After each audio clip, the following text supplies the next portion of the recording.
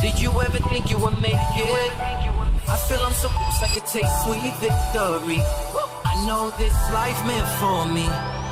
Yeah, why would you bet on Goliath when we got Bet David? Valuetainment, giving value's contagious. This world of entrepreneurs, we get no value to haters. How they run, homie, look what I become. I'm the one.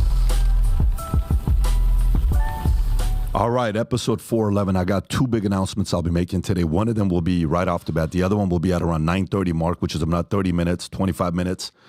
For the next live, and all I'll tell you is the next live will sell out within minutes. When I tell you who it is, it's going to be a big debate. It's going to be one of the most trending, not even one of the most. It was probably the most trending topic on Twitter last week that led to a lot of love, hate, we hate you, we love you, can't believe this is what's going on, and it's all leading to a discussion, which is what we want. So wait till we announce it. And for some of you guys that work a little bit, you want to work a little bit more faster than others, have the $59.90 live ticket ready on the website, because the VIPs, you know, they go out real quick, and you're going to be able to be backstage with us to meet the guests and have a conversation with them at the cigar line. So stay tuned for that. Meanwhile, let me go through a couple stories we're going to go through here today. Number one is, so they reported that they had 353,000 jobs in the month of April. And then quietly in the middle of the night, midnight, Barron, is it Barron's? Yep, Barron's breaks it. Report saying they were way off, and the government indirectly, slowly corrected themselves after having made the announcement that they had 353,000 jobs, which, you know, makes the government look. Wait till we show the numbers here on this one. Very interesting. Next story, obviously some of the trial stuff that's going on. You know, listen to as Donald Trump allegedly talks about his hush money secret recording. There's a couple things with Melania. And then Ice Cube on celebrities, rappers embracing Trump. It's a personal decision. Vinny's going to talk about the Ashley Biden stolen diary. Is it real or not? This is a Times Now story. Iran lawmakers declares Tehran obtained nuclear bombs. Meanwhile, you should hear what Lindsey Graham said we should do with Iran, which is quite interesting. San Francisco, look how noble the politicians are in San Francisco.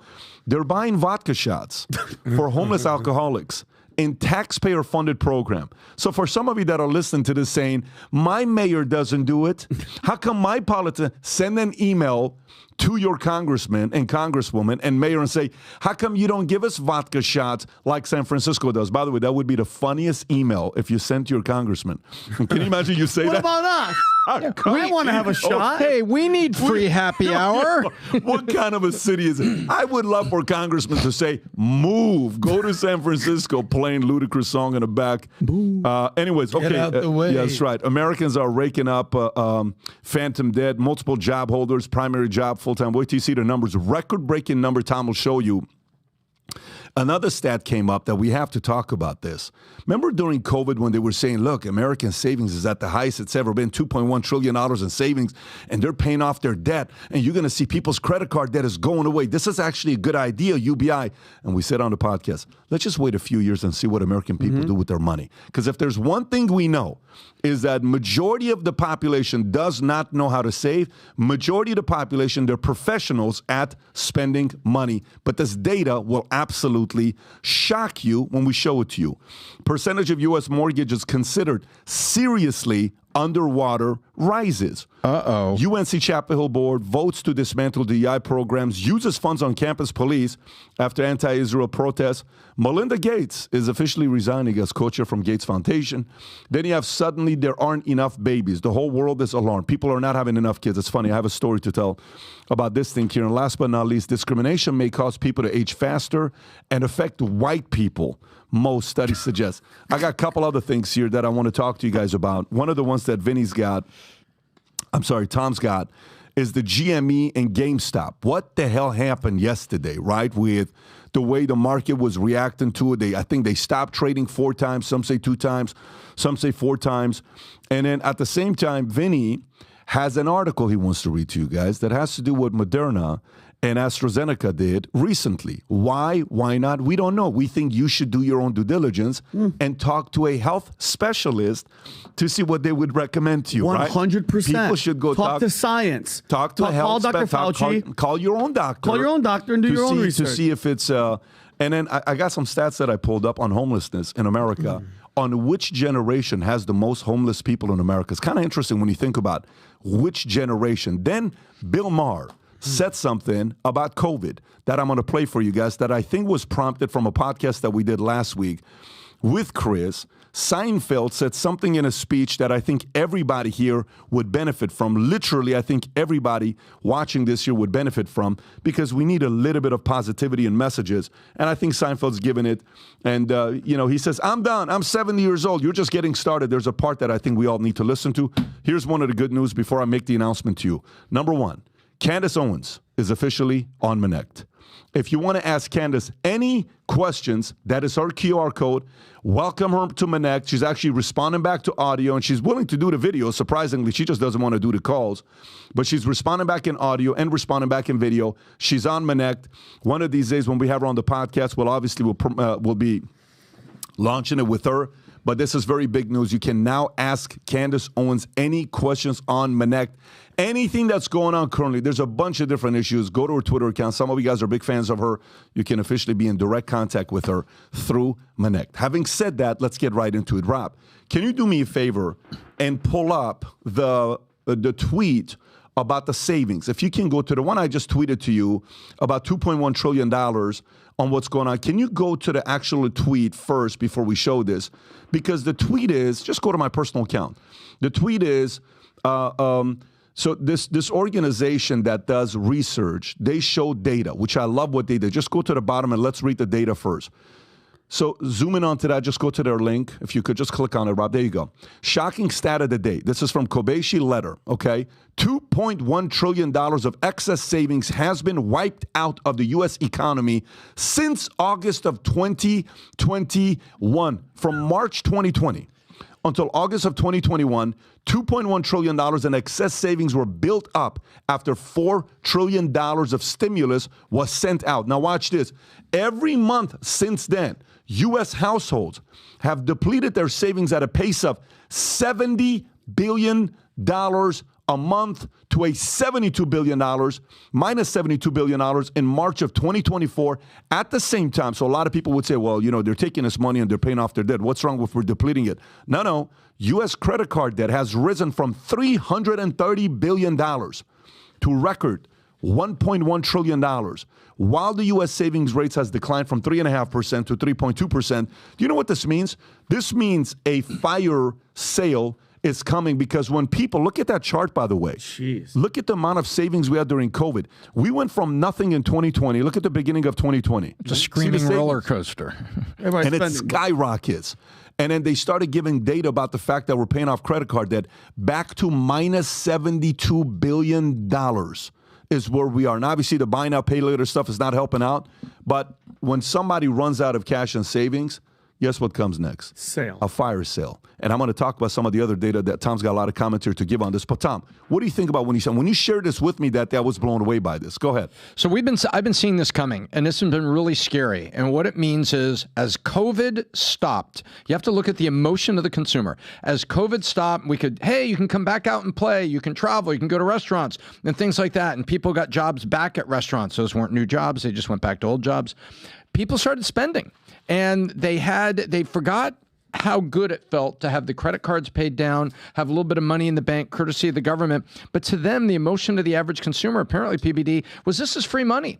And they spent it, and they kept spending it, and they kept spending it. And now we're in a situation where last year, it is a fact, and you can go look this up. This isn't my opinion. This is the fact. Go look at even regular newspapers, USA Today, you don't have to go study the Wall Street Journal. It was saying that the American consumer last year saved the economy in 2023 by spending on GDP. We bought things. We bought plane tickets. We bought tickets to Disneyland, which I never go to. We did all kinds of things like this.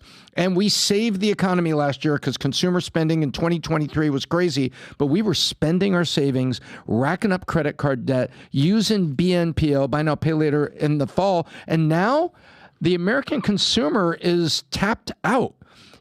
Not completely tapped out, but they're pinched. So what comes next? How is the American consumer going to spend its way through the summer of 24 to help the economy? The answer is they can't. Now, maybe defense spending can, but not them. Tom, this doesn't include their 401k savings. No. This is purely cash, checking account, saving account. That's the other part of the emotion, is the stock market did pretty good last year. So most people probably talking to their HR department, hey, how's our 401k, the average investment fund? Oh, it's pretty good. We had a 22% year. So that probably is a deception, because you see your 401k, hey, honey, my 401k was up 20% at work. Isn't that pretty cool?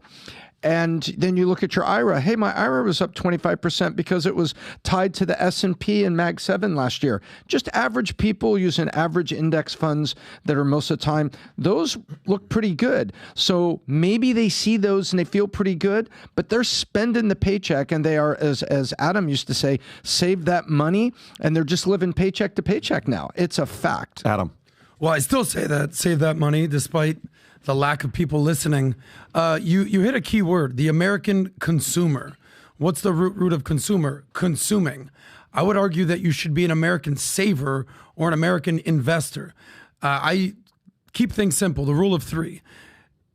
Finance is like a traffic light.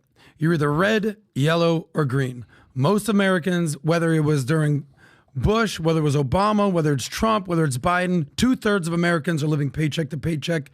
It doesn't stop. So stop focusing on what's going on in the White House. Start focusing on what's going on in your house. Most Americans are in debt. They're living paycheck to paycheck. They're trying to save that money, but they can't get out of their own way. Then when you can start saving that money, save 10 grand, amazing. Half you're like 10 grand. How the hell am I going to get there? The other half are like 10 grand. I got 300 grand in the bank. But very few people are able to do that. Once you can get to green, you can become an investor. Last point.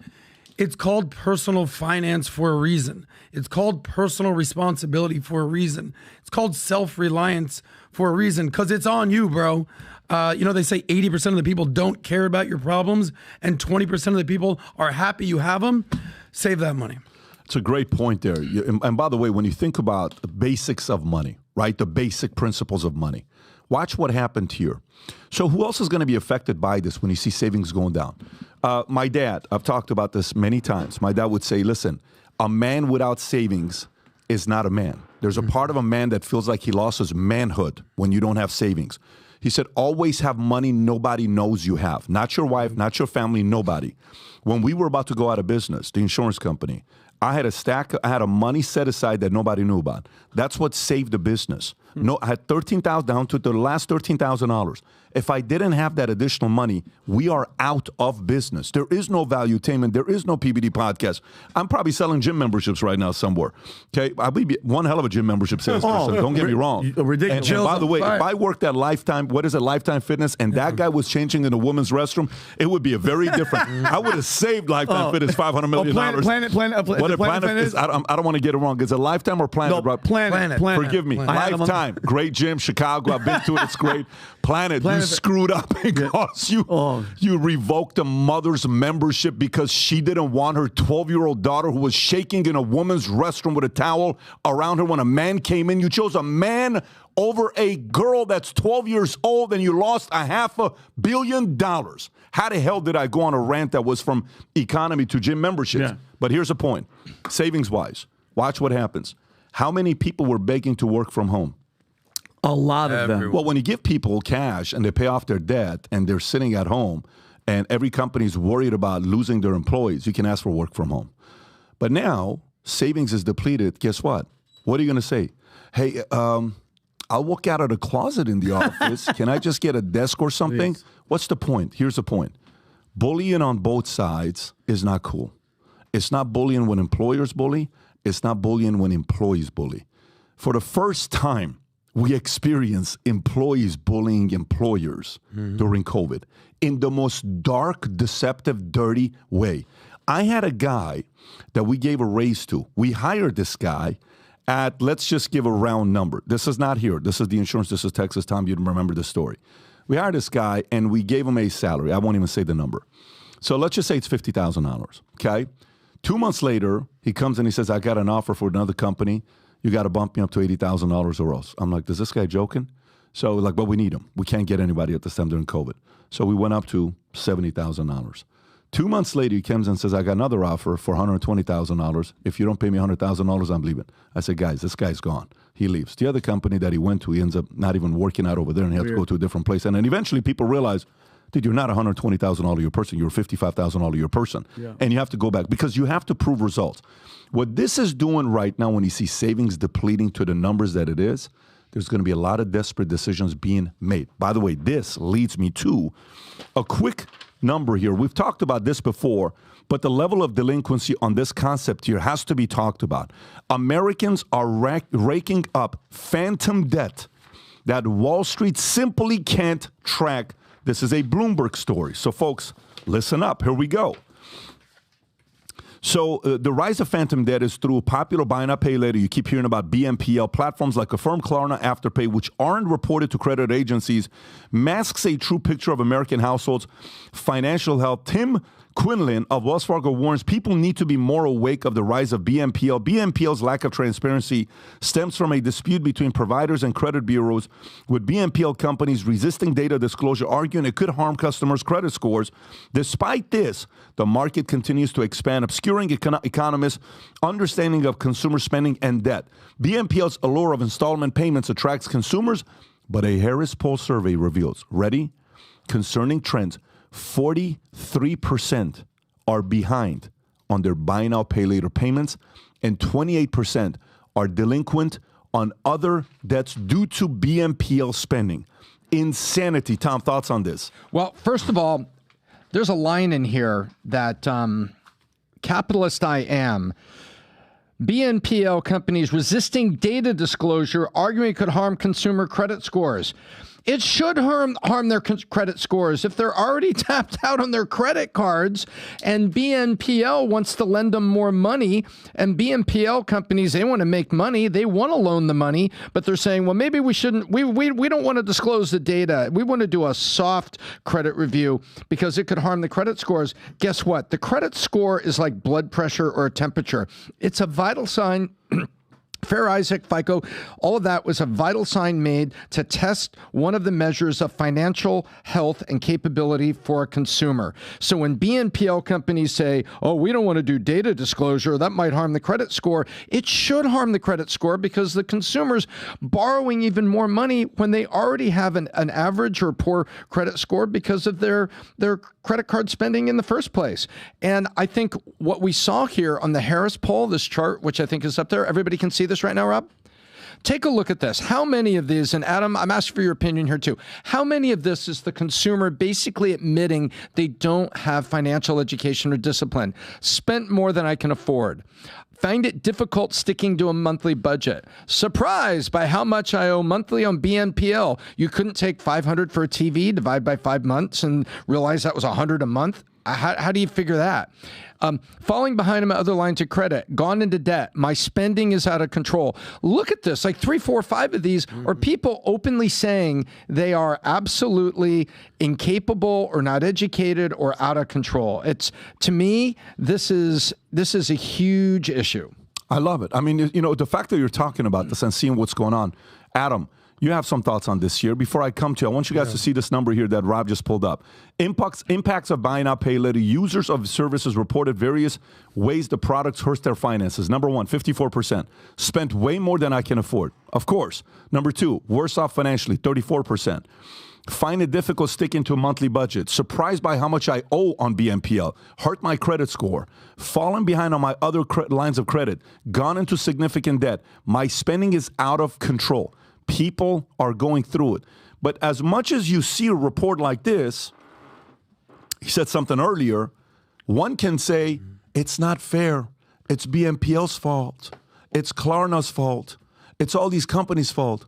No one forced you to use it. You chose to use it. You chose to go buy those gifts during Christmas you couldn't afford to buy. Right. Nobody forced you to make that decision. Nobody forced me to buy a car I couldn't afford that I eventually lost. Nobody forced me to do it. I made that decision to get an Expedition with $600 car payment when I was making only $30,000 a year. I made that choice. I got into that $49,000. I had to make some changes. I had to change the way I looked at money. I had to change the relationship I had with money. Unfortunately, many keep blaming other reasons why this is taking place instead of taking full responsibility for it. And it's not easy to do, but some of us had to do it. Adam, thoughts on this? Yeah, well, this buy now, pay later, I'm a big alliteration acronym, BNPL. It's buy now, pay later. It actually is broke now, poor later. Oh, pobrecito Latino, oh my God. Yeah. But it's on you at the end of the day. So there's another term that you should be familiar with. It was actually on CNBC this weekend. I was like, okay, I'm pretty astute when it comes to personal finance. This is a new one. And they called it money dysmorphia. I think I sent you a screenshot, Rob. Money dysmorphia, this is a new term. And it basically means that you have a distorted perception of your finances, and it's running rampant with Gen Z. 41% of millennials, if you go to the other tab, 41% of millennials have this, and it says an uptick in Gen Z. Now, what is money dysmorphia?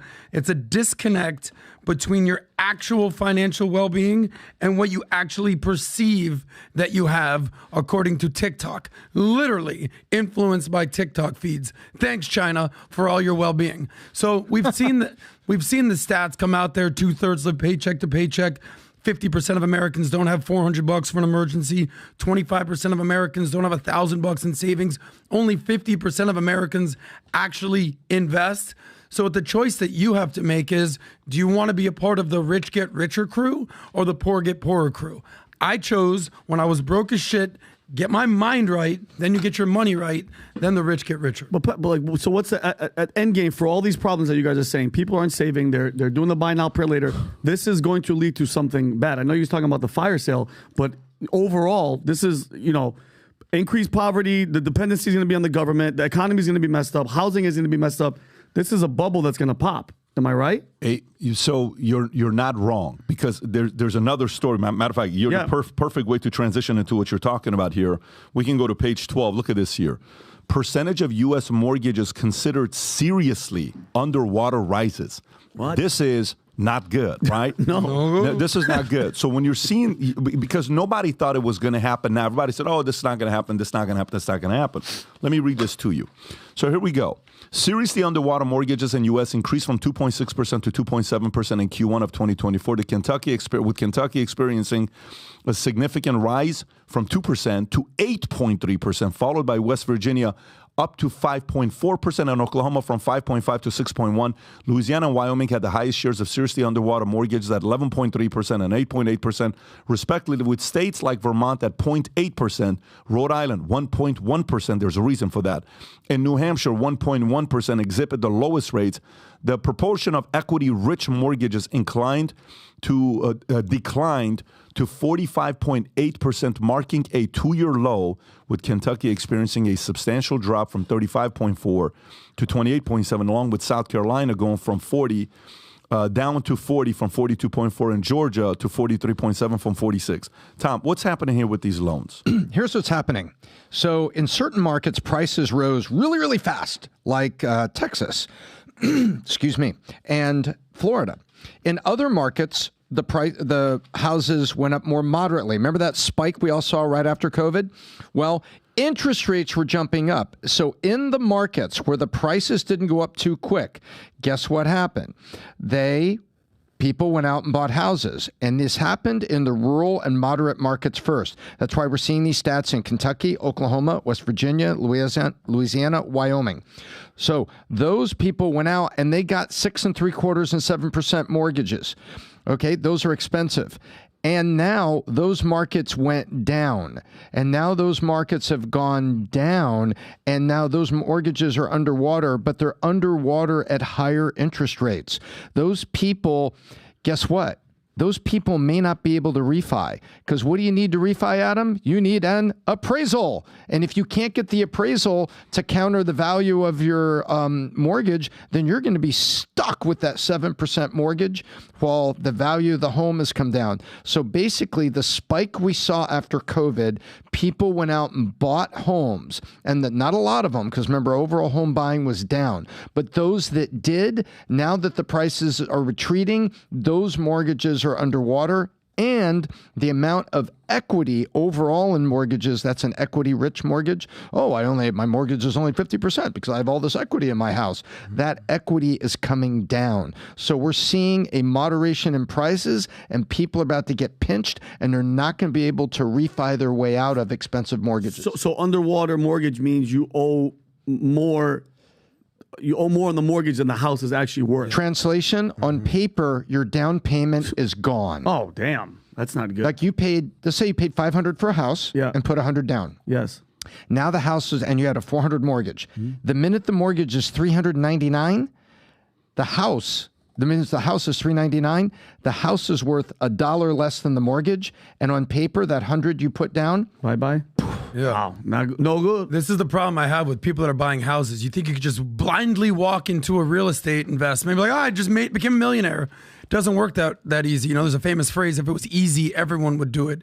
It doesn't work that way. Rob, pull up that story about impacts of buy now, pay later and look at the same thing. So here's a little fun fact for you. 100% of foreclosures are because people can't afford their mortgage. If you can't afford your rent, they just kick you out. Sorry, time to go. You can't afford your mortgage. The bank takes over your loan. You got to go. So the number one thing that Tom pointed out was, I spent more than I can afford, right? That also works in buying a home. Maybe you should have bought a $350,000 home, but you bought a $500,000 home because you thought that, I don't want to live in this little crappy house. I want to live in a big house or whatever, depending on whatever neighborhood. Maybe you should have bought $1 million house, not a $2 million house. At the and then what peak. happened? Exactly. And then what happens is you buy them more than you can afford. You realize, listen, I thought that I could make a $5,000 mortgage payment every month. What they didn't tell you was like, yeah, you also have taxes. You also have insurance. You also have HOA. HOA, exactly. So all of a sudden, this American dream that you've been told lies within homeownership becomes an American nightmare. I want to say this, though. And it's very important for you to get this message, guys, because sometimes you hear a message like this, and it's kind of like, dude, I know. I'm in it right now, and I feel like shit, and you're making me feel like even more like shit. And we don't want to be that. I don't want to be that. This is not our brand, but this is what I do want to tell you, a part of it for you to be thinking about. Everybody at this table at one point had nothing going on, okay? Vinny, just a couple years ago during COVID, as a comedian, had nothing to do. He had no work because he's in California as a comic. Think about it. Nothing. They did not let him do his job, which was to make people laugh. He couldn't make people laugh, okay?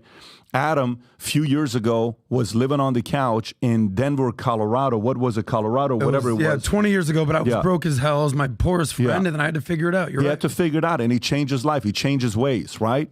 Maybe not all the ways, but some of the ways has been changed, right, over the years, right? Hard to break bad habits. But the point is, Tom, same with him. If for some of you guys don't know Tom's true story, one of these days Tom will tell a story on what he had to overcome early on in his career, and he made the changes.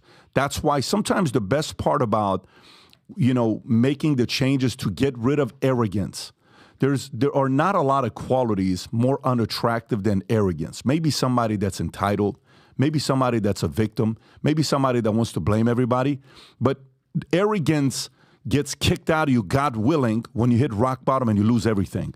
All the fame in the world, all the accolades. You're out, oh my God, you're that guy. Oh my God, oh my God, look at your car. Oh my God, look at this. All of that stuff. If you buy into that, you're going to go back to where you were before. So if you're watching this right now for yourself saying, man, what do I do with this? Everything starts off with habits. What are your daily habits, what you're doing, okay?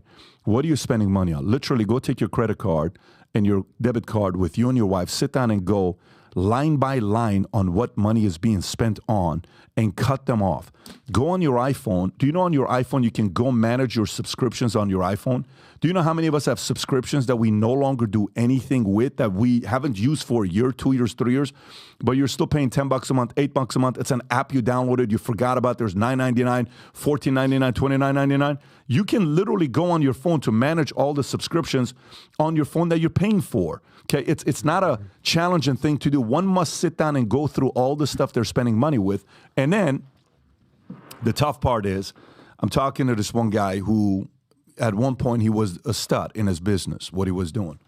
He says, man, what do I do? I said, dude, if you got to do Uber 2 hours at night from 10 to 1 o'clock for the next 6 months, you got to do it. You got a wife and kids.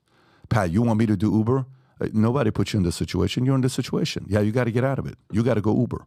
I was selling shirts on the corner of Reseda and Nordhoff when I had nothing, when I lost it all, with my shirt off, because the only thing I could advertise was my chest, my biceps, and my abs. That's the only thing. I would advertise everything else, but I could legally advertise that at that time. Honey, look at that brown guy in the corner.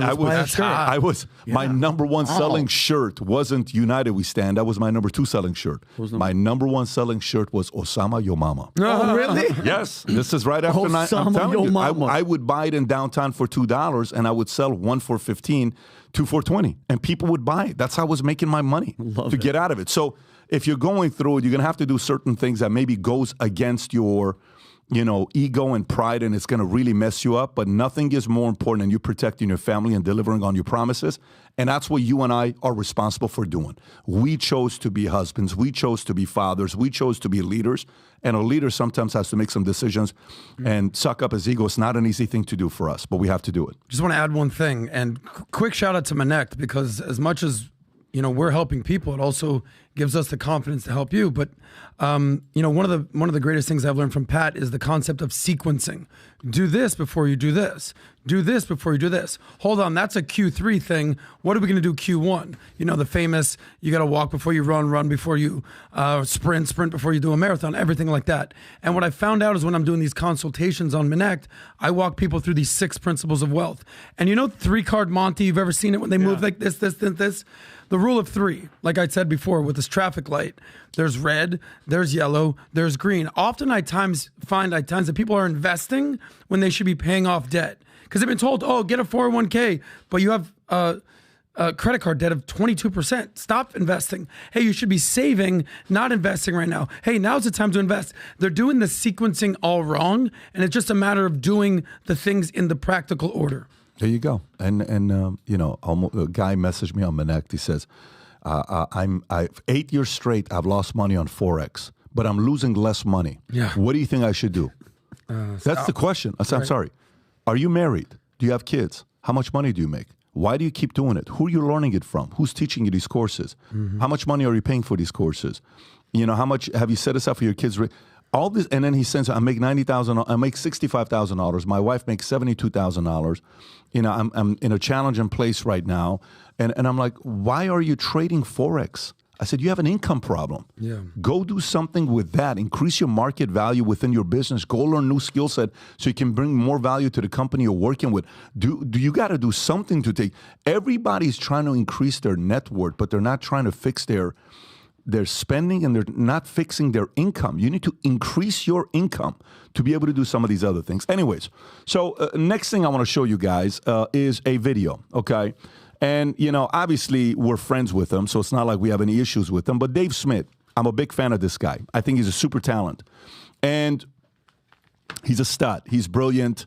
And they have their Libertarian conference going on this weekend, I believe, by the way. They got the Libertarian conference going on. They're going to choose who their presidential candidate is going to be. And by the way, a lot of people want this guy. Just don't know if he wants to run or not. Most libertarians I talk to, when I said, who do you want?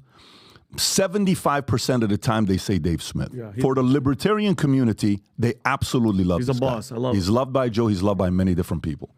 And he had something to say about the podcast. Go ahead, Rob. About not the podcast, about Chris Cuomo. Go ahead, Rob. That's when I really completely woke up to the whole thing, was when they were firing nurses who had been working at this point for a year through a pandemic, who had 100% of them had either already had COVID or figured out how to protect themselves from COVID.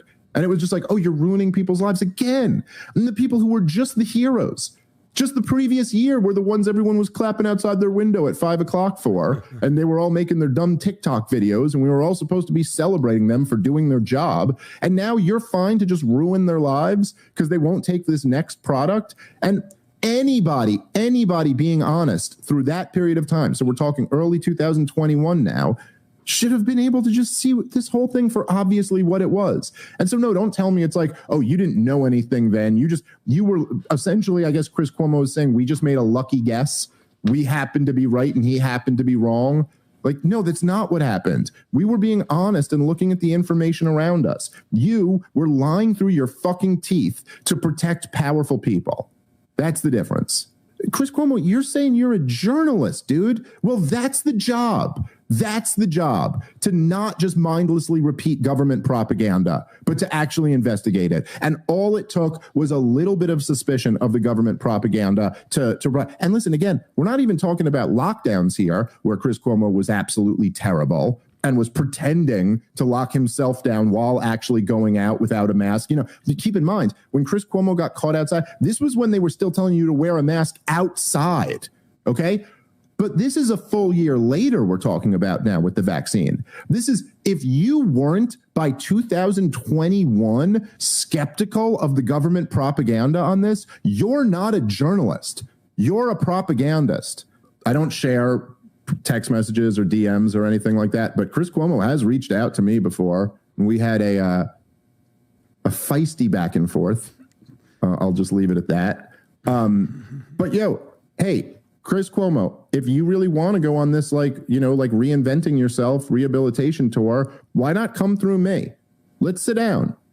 Come on, Pat. Let's set it up. Let's make it happen. Pat. Chris Cuomo can give his take and let me respond to what he has to say. Let's set up a nice debate over the COVID era policies. I'll gladly put my track record at part of the problem up against Chris Cuomo's track record at CNN, and we can discuss whether I actually, why I got everything right and he got everything wrong. And let's have a conversation about that. I think it would be illuminating for the American people to hear it. And by the way, listen, okay. So obviously, they've had the conversation together, and for me, when you see something like this, I like debate. I want people to talk. I have a relationship with Chris. I have a relationship with Dave, and we get along with almost everybody. I can't think of anybody we don't get along with. No, because you talk to everybody. You let people talk to everybody. And by the way, Anthony one week, by the way, if you think if we invited Anthony Weiner back, he would come without even hesitation. I think he would come 100%. 100% he would come back. But the point is, but you're right. Obviously, that was a very disrespectful. Because he was a jerk. For sure. So guess what we're doing? What's your name again? So here's what I want to tell you. The announcement is both Dave Smith and Chris Cuomo have agreed to a debate. That's Yes. great. May 31st, Friday night, 6 to 9 p.m. Friday night fights at 6 to 9 p.m. That is sick. Okay? 6 to 9 p.m. Wow. It's official. It'll be at our comedy club that we have, 5990 Live. And this is going to be what the people want. Chris represents one side, and obviously he's gone through certain experiences that he's had. He's openly talking about potentially long COVID, what that means, all the different things. And if he had to do it again, he wouldn't have taken a vaccine in 2026 if COVID came back out. And Dave has a different position. And they get to sit down and hash it out and talk to each other. What's interesting is they both like talking to RFK. They both have had, Cuomo has RFK on, I don't know, every week almost, it seems like, right? Yeah. So there's an affinity, but I think this is going to be a conversation that'll be going insane on the net around the world. And by the way, something tells me, I wouldn't be surprised between now and then, the people from the establishment who don't want to see this conversation take place, they're going to do everything in their power to prevent this from taking place. Fauci being one of them. Whoever it is. Yeah. They're going to be watching. Within seconds of making this announcement, I guarantee you messages are being sent saying, are you out of your flipping mind? Don't do it. Are you out of your flipping mind? But Chris said, I'm in. Let's do it. Let's roll. Let's talk about it. Great. You got to respect the fact. 100%. You got to respect the fact that somebody says yes. So by the way, for those of you guys who are on our text community, you get notices before everybody else does. You know who you are. For those of you guys that haven't yet registered for this, just go to 5990 Live, buy a ticket. VIP sell out ASAP, and then it'll be about 185 to 190 tickets. VIPs will have cigars with us afterwards. But looking forward to this. Go ahead, Adam. I mean, Chris, you got to give Chris Cuomo some credit. And I know there's some Cuomo haters out there, but he's not backing down. He's showing up. He's saying, oh, you have a problem with what I've said or what I've done? Well, I'm going to show up and defend my position, or at least allow me the chance to state my case or evolve my position. Respect to him. Respect for him from sitting down with Candace. Respect for him from being challenged by Dave Smith and showing up. This is what a man does. He shows up, even if you disagree with him.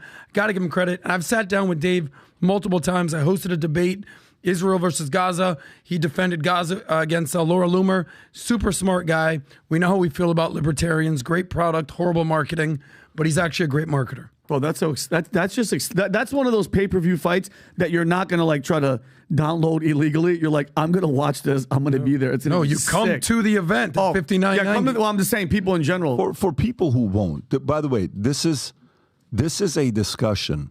Like, this is what my interest is. Mm-hmm. This is what my interest is, and this is what I said on the video when I responded to Cuomo and all the stuff that's been said. Gina Carano, Cuomo, all this stuff. My biggest challenge is the following. Nobody is talking about China. Yeah. China is quietly leaving the club after having killed all these other people, and nobody knows, and they just got away like Kaiser Sose. Yep. Okay? Xi is the modern-day Kaiser Sose. He came in, and I'm telling you, he's the modern-day Kaiser Sose from The Usual Suspects, right? We have a better show called The Unusual Suspects. Shout out to Vinny and the crew, Rob and everybody else. But Kaiser Sose came in, Kobashi. You know, it's this. Yeah. It's that. It's this. Like, oh, my God, who is it? And it's Chaz Palminteri, right? Yeah. And then Kevin Spacey walks out. That's G. He's just walked out and he says, I cannot believe I killed millions of people. I divided America. I destroyed so many people's lives. I destroyed so many kids' lives in America. And I fed them when they stayed home with all these TikTok videos. I increased the transgender in America with their kids. Look at these morons falling for our trap, and we will never be held accountable for it ever again. That's the part that I'm interested in. I want that.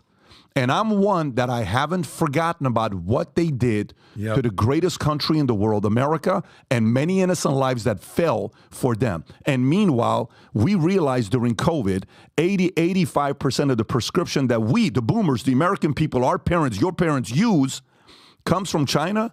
So do you know if these guys really want to hold hostage to us, what could happen? Do you realize how Apple slowly left China to go to India? What do you think they're doing? Do you think Apple and Tim Cook fully trust China? You think these guys are sitting there saying, oh my God, let's increase the amount of phones we're selling in China? No.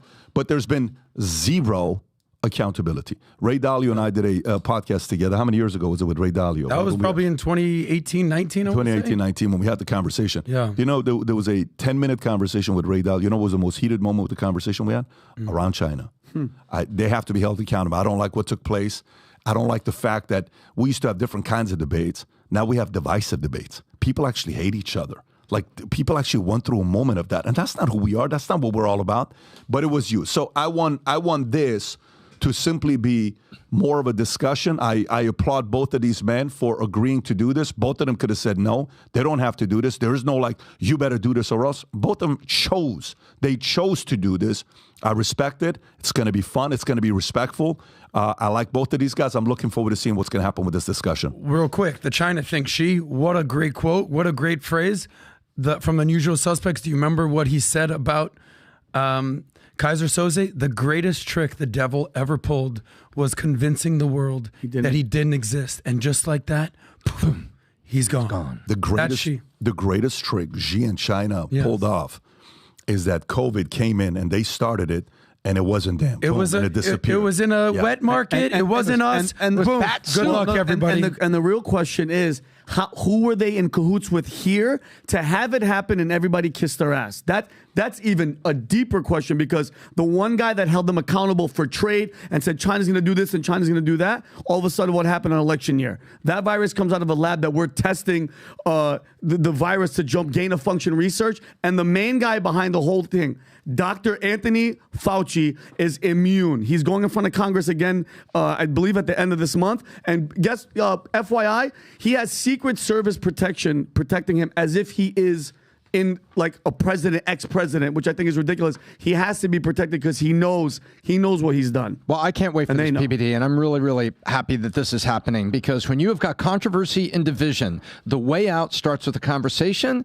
And Valuetainment Live, we got another conversation starting here, so come check it out, because understanding is what comes out of a conversation, and you can reach new levels of understanding even when people are on two sides and with a lot of division. But you got to start with a conversation, not with censorship. ship, and that's what we're putting on stage. Yeah, Friday I love nights. it. There you go. Wow. I'm excited about it. Friday Night Lights, baby. Friday Night Lights. Let's go. And yeah, who knows? Maybe we'll even have a cigar while we're doing this. I don't know. Maybe we got to bring the humidors over there. I don't know what we got to be doing. I know Vinny loves cigars, but it's a whole different story. Let's make it special. Let's get some high-end food trucks. Let's get a lot of stuff going here. Let's make it a special night, man. We will definitely do that, Tom. And I mean, I don't know if we're going to go as special as you wanted to go to. I'm not willing to commit to that kind of stuff to bring CBD trucks. No, but I think we'll bring some high-end food. I'm not committed to CBD because that'll be a different kind of a podcast. It helps people kind of loosen up their mind to listen to the conversation. Yeah, but we will not have. You see, I knew Tom was going there already, but People only knew about Tom. Yeah. And we could have the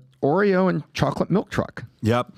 Okay, so let's go to another story here. Tom, tell us what the hell happened with GameStop, with GME stock yesterday. Give us an update on what happened yesterday. So Roaring Kitty, we all saw the movie. We all know the history of Wall Street Bets and Roaring Kitty, who was this icon of the meme stock, specifically meme stocks. When you see that in the headlines, they're talking principally about AMC and first and foremost, the king of the memes, GameStop, GME. And what happened, Roaring Kitty posted something yesterday, PBD, and it was a little comic of a drawing of showing a kid playing a game and with a red arrow leaning forward. What this symbol is, you see this, Adam? Yep. What this symbol is means the game just got serious. So you start in the layback position in your chair, and now the game is getting intense, whether you're playing Madden football or FIFA, whatever it is you're playing. Call of Duty, boom. And when you show the lean forward, it means this just got serious. So Roaring Kitty is sending a message to his minions. This just got serious, and I'm back. And they started trading, and GME took off. They had to stop it 4 times yesterday because the volume and the purchasing, were going up so fast, and they were trying to keep the markets had to stop because it's like the car was going too fast, and it couldn't keep up with the trade volume. And so they had to do that. And then last night, it closed out at, I believe, 32, 33. And in the overnight trading, it was as high as 70. And where did this open? We got it right now because the market opened at 9:30, right? And here we are at 55. So we're up 25 over yesterday already right here. So basically, it's on again. And GameStop is being driven by demand volume right now. Roaring Kitty is back. The game got serious. He and everybody chased him, and the volume is driving the price up because there's only so many shares on the market. That's the supply. Roaring Kitty lights the fuse again. Here comes the demand. Demand higher than supply. Prices go up. There you have it. If you didn't see the movie, it came out. Well, the story actually happened early 2021. Roaring Kitty, his real name is Keith Gill, I want to say, in the movie. His brother was played by Pete Davidson. There he is, Keith Gill. Pete Davidson played his brother. I actually interviewed in 2021 the founder of Wall Street Bets, where this all sort of happened on, was Jamie Rogozinski. He was the founder. He's no longer running Wall Street Bets. But this all kind of happened, and we learned a lot of new phrases. We learned about what a short sale is. We learned what these hedge funds do. We learned about what Robinhood stood for. Vlad Tenev, with his long black hair and what he kind of stood of. Robinhood is now sort of, which was a leading candidate for millennial and Gen Z investing, is now just completely almost irrelevant at this point. GameStop became a meme stock, a trending stock to buy. This guy became a cult hero, Roaring Kitty. But we also saw that these hedge fund guys, the Ken Griffins of the world, the Gabe Plotkins of the world, these guys, and Seth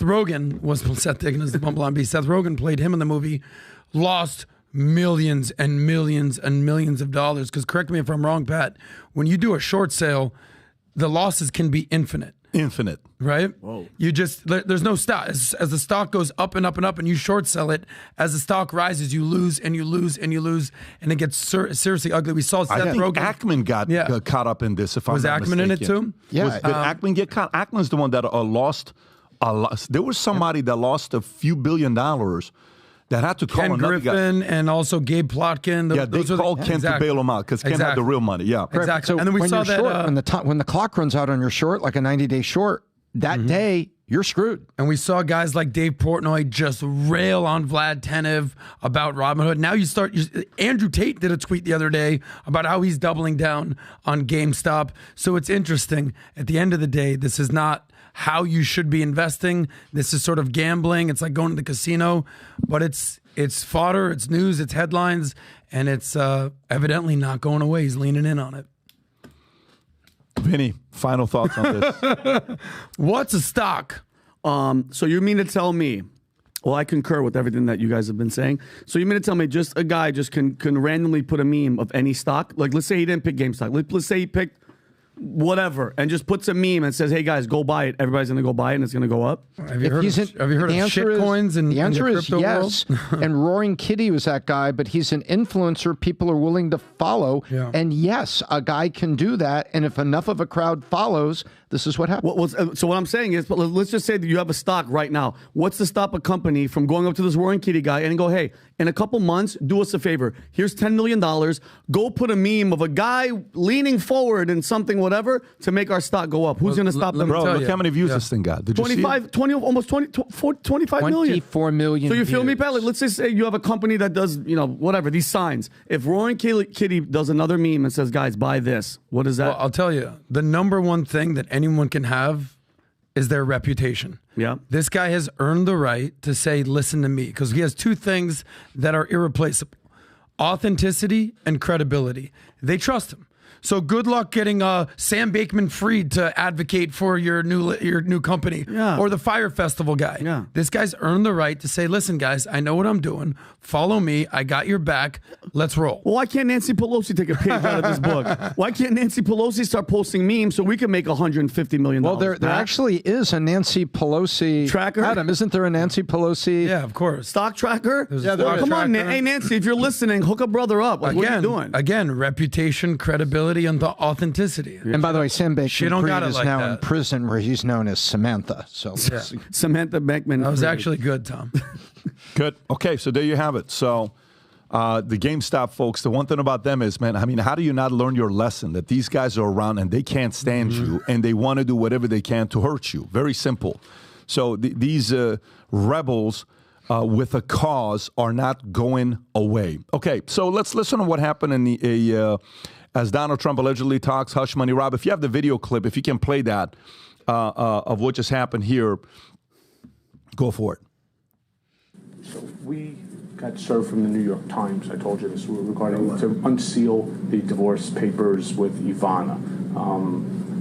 We're fighting it. Kasowitz is going to never be able to get that done. Never. Kasowitz don't ever be able. They don't have a. So who recorded this? They don't have a. This is Michael Cohen secretly recording his client, potential president Donald Trump. It's been going on for a while. For about 2-3 weeks now. All you have to do is delay it for. Even after that, it's not going to ever be opened. So you're a lawyer to your client. You're recording your client. So that goes to show you how much of a piece of trash Michael Cohen has been and still is to this day. How does you need this to guy say not go to jail? Convicted felon lying Michael to Cohen. Congress. You did go Wait, I want to hear this.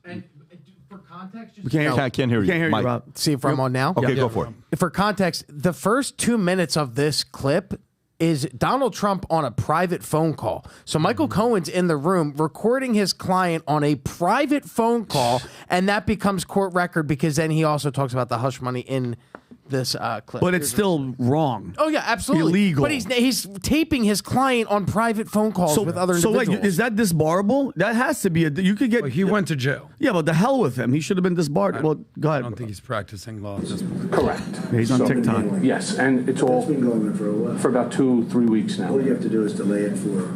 Even after that, it's not going to ever be opened. There's no purpose for it. Told you about Charleston.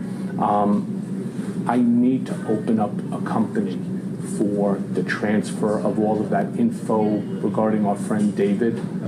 So that I'm going to do that right away. I've actually come up and I've spoken to Alan Weisselberg about how to set the whole thing up with So what are we going to pay? funding. Yes, and it's all the stuff, because you never know where that company, you never know where he's going to be. Gets hit by it. Correct. So I'm all over that, and I spoke to Alan about it when it comes time for the financing, which will be. What financing? We'll have to pay you. So Don't pay with cash. No. I got no. Hey, Don, how are you? Wow. But, Thoughts on this? Vin? Well, like just this. First of all, he is a scumbag. This is my opinion. Michael Cohen is a scumbag that they're using him to try to get Trump on something. Do you understand what this is like? That's like going to your psychiatrist, Tom, and you're revealing everything, and he's recording everything that you're saying for one day to be able to use it again. Like that.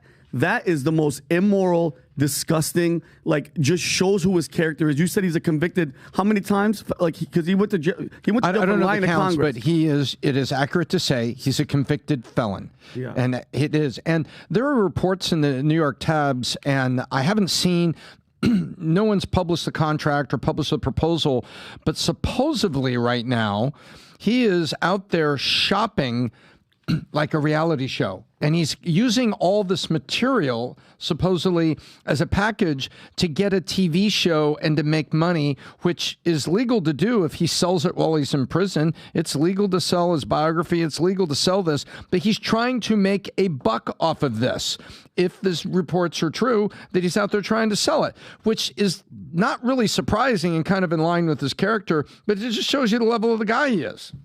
Yeah, and I can't believe they let you play that in like a private recorded message. Here it is. Who is this? What?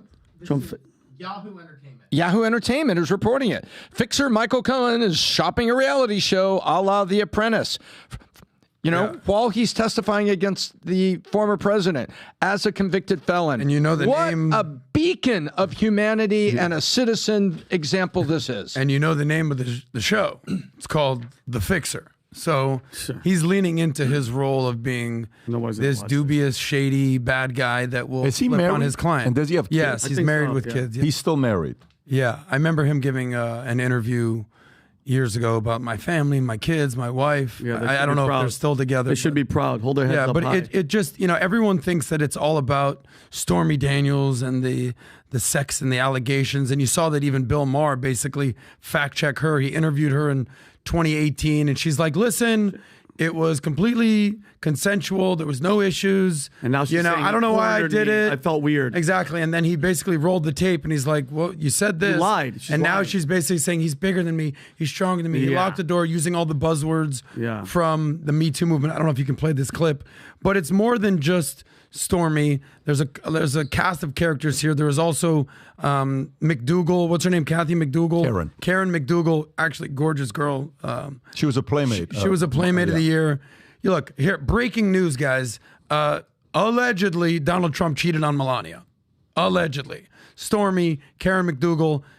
My argument would be like, she kind of knew who she was marrying when she married billionaire Donald Trump, who also owned the Miss USA world pageants and everything like that. But there's also this guy, David Pecker, who's the CEO of, I think it's called American Media.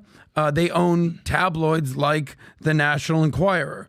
And what's famous about him is he does these catch and kill stories where it's like, we got this story about Stormy. We got this story about McDougal. It's going to cost you X amount of money to make the story go away. And then the other guy is Alan Weisselberg, who was the CFO of Trump Enterprises. And they would basically cut checks and do these things.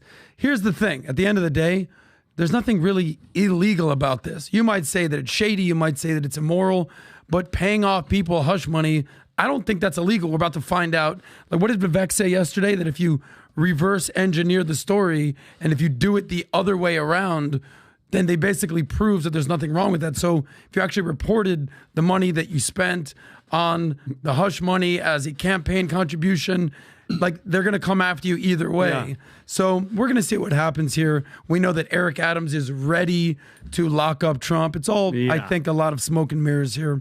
But the interesting thing about Melania, because everyone's like, oh, Melania should leave him. Oh, my God.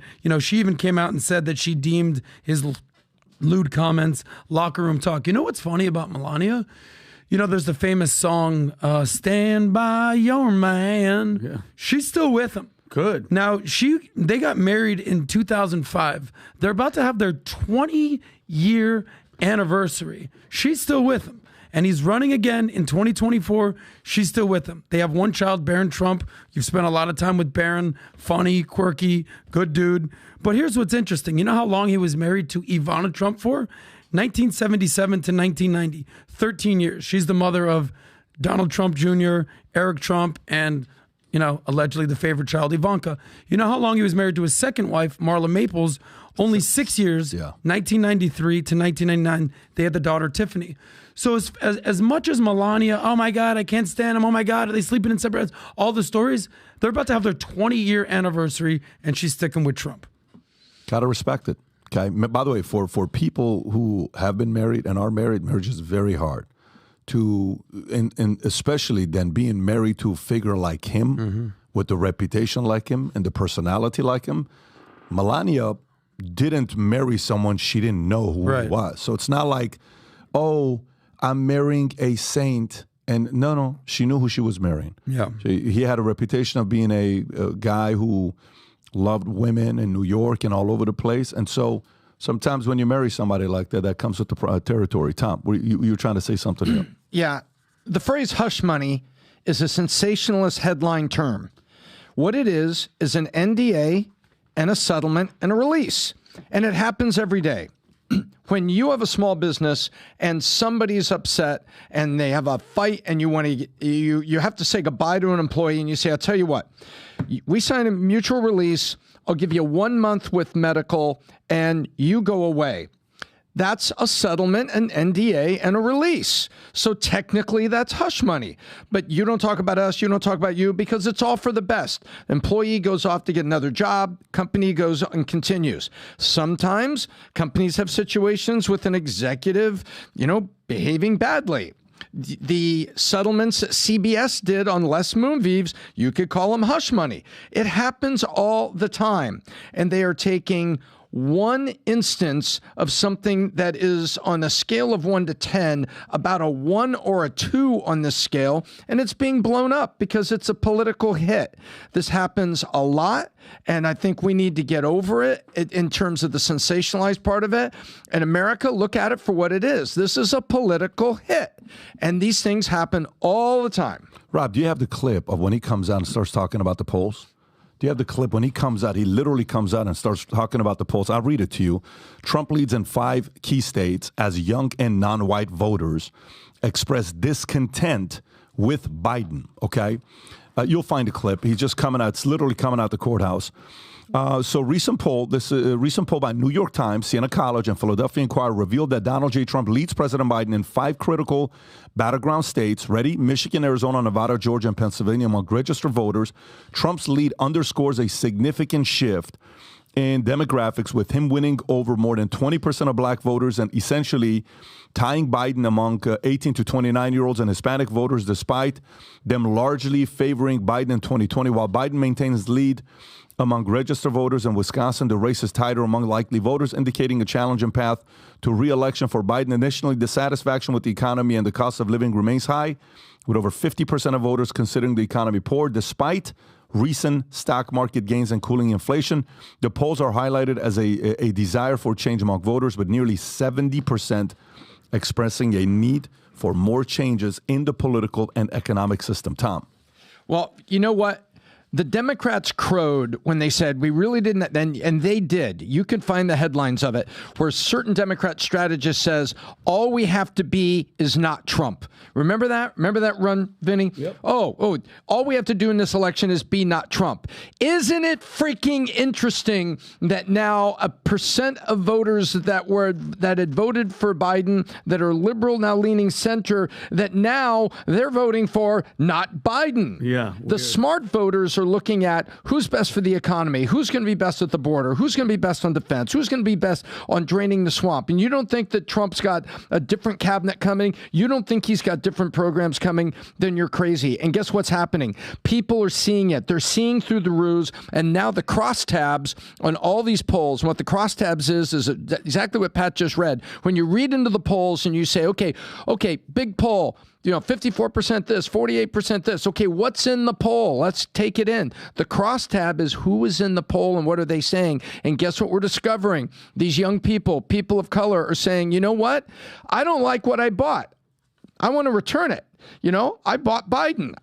You know what? I don't like that. And you know what? Now I have a way to compare. And for the first time, and Vivek said it, for the first time since Grover Cleveland, if you don't know who Grover Cleveland was, he was a guy that was president once, and there was a gap in between his two presidencies, are able to say, I had the choice, Trump versus Biden, and I could compare them, and I took Biden. Now I've got a choice, Trump versus Biden again. I can compare them again, the same two. And now it's time to say, do you like what you bought? No. And inside these polls, people are saying, you know what? I don't like it. And now I'm going to buy something else. It's almost like that buy now, pay later, Tom. They voted now, and now they're paying Well, later. under Biden, it was buy now, pour later with what he did to the economy. That's what I'm saying. So good. You guys, VNPL, vote now, pay later. Pay later. Well, We're doing it. Play Or this clip vote real now, quick. pain later. Watch this here.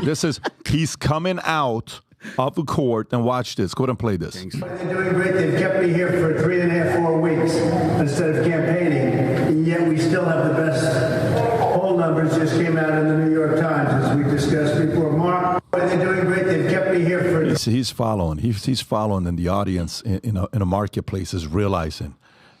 I'm about case studies. I love case studies. One of the things when you go get an MBA, I went to a program for a couple of weeks. We did like 20, 30 case studies. Apparently, when you get an MBA, you do 200, 300, 400 case studies of different businesses.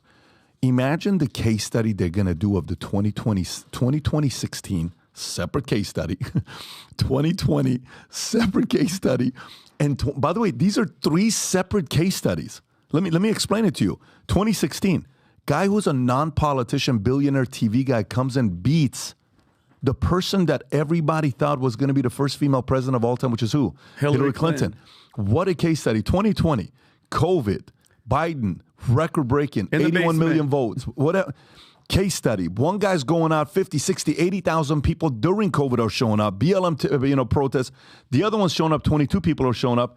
But the guy with 22 people showing up wins. 2024, they're going through.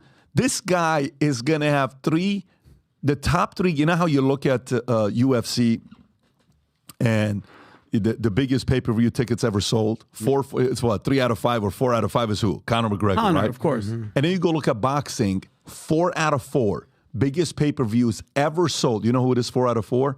It's all Mayweather. It's not Tyson. Money. It's not Holyfield. It's Mayweather 4 for 4. The top 3 case studies for presidential election of all time, it's all going to be Trump. And it's going to be written about, criticized, talked about, documentaries, movies, shows for decades. I'm telling you, Vinny, I'm going to call you. Vinny, مبادت. Taza movie plot Trump. Azak. We're going to be 84 years old. Oh my. Sitting at the movie theater. Movie podcast. Yeah.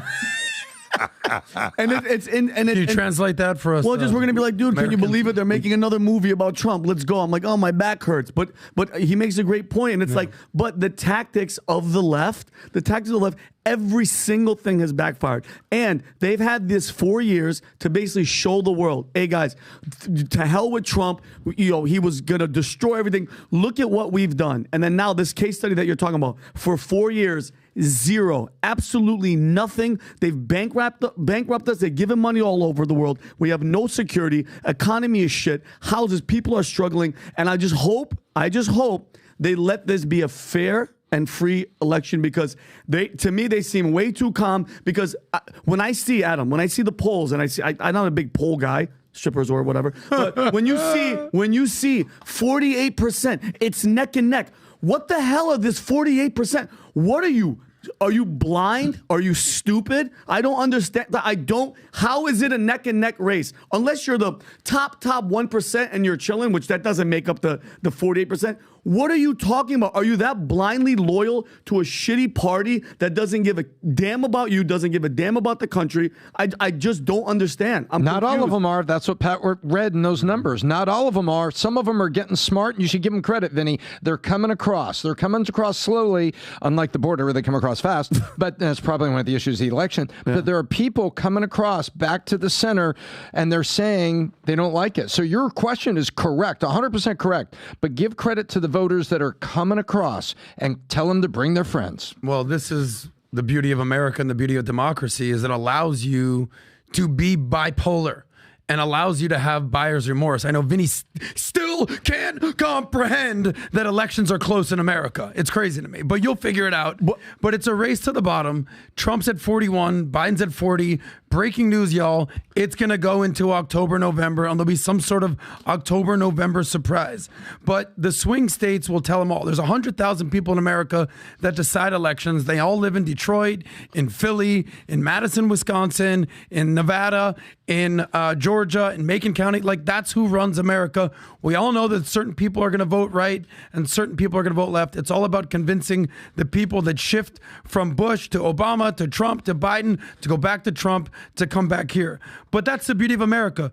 What would you rather be in Russia, in China, in Iran, or in Gaza, where they literally don't hold elections or they're sham elections?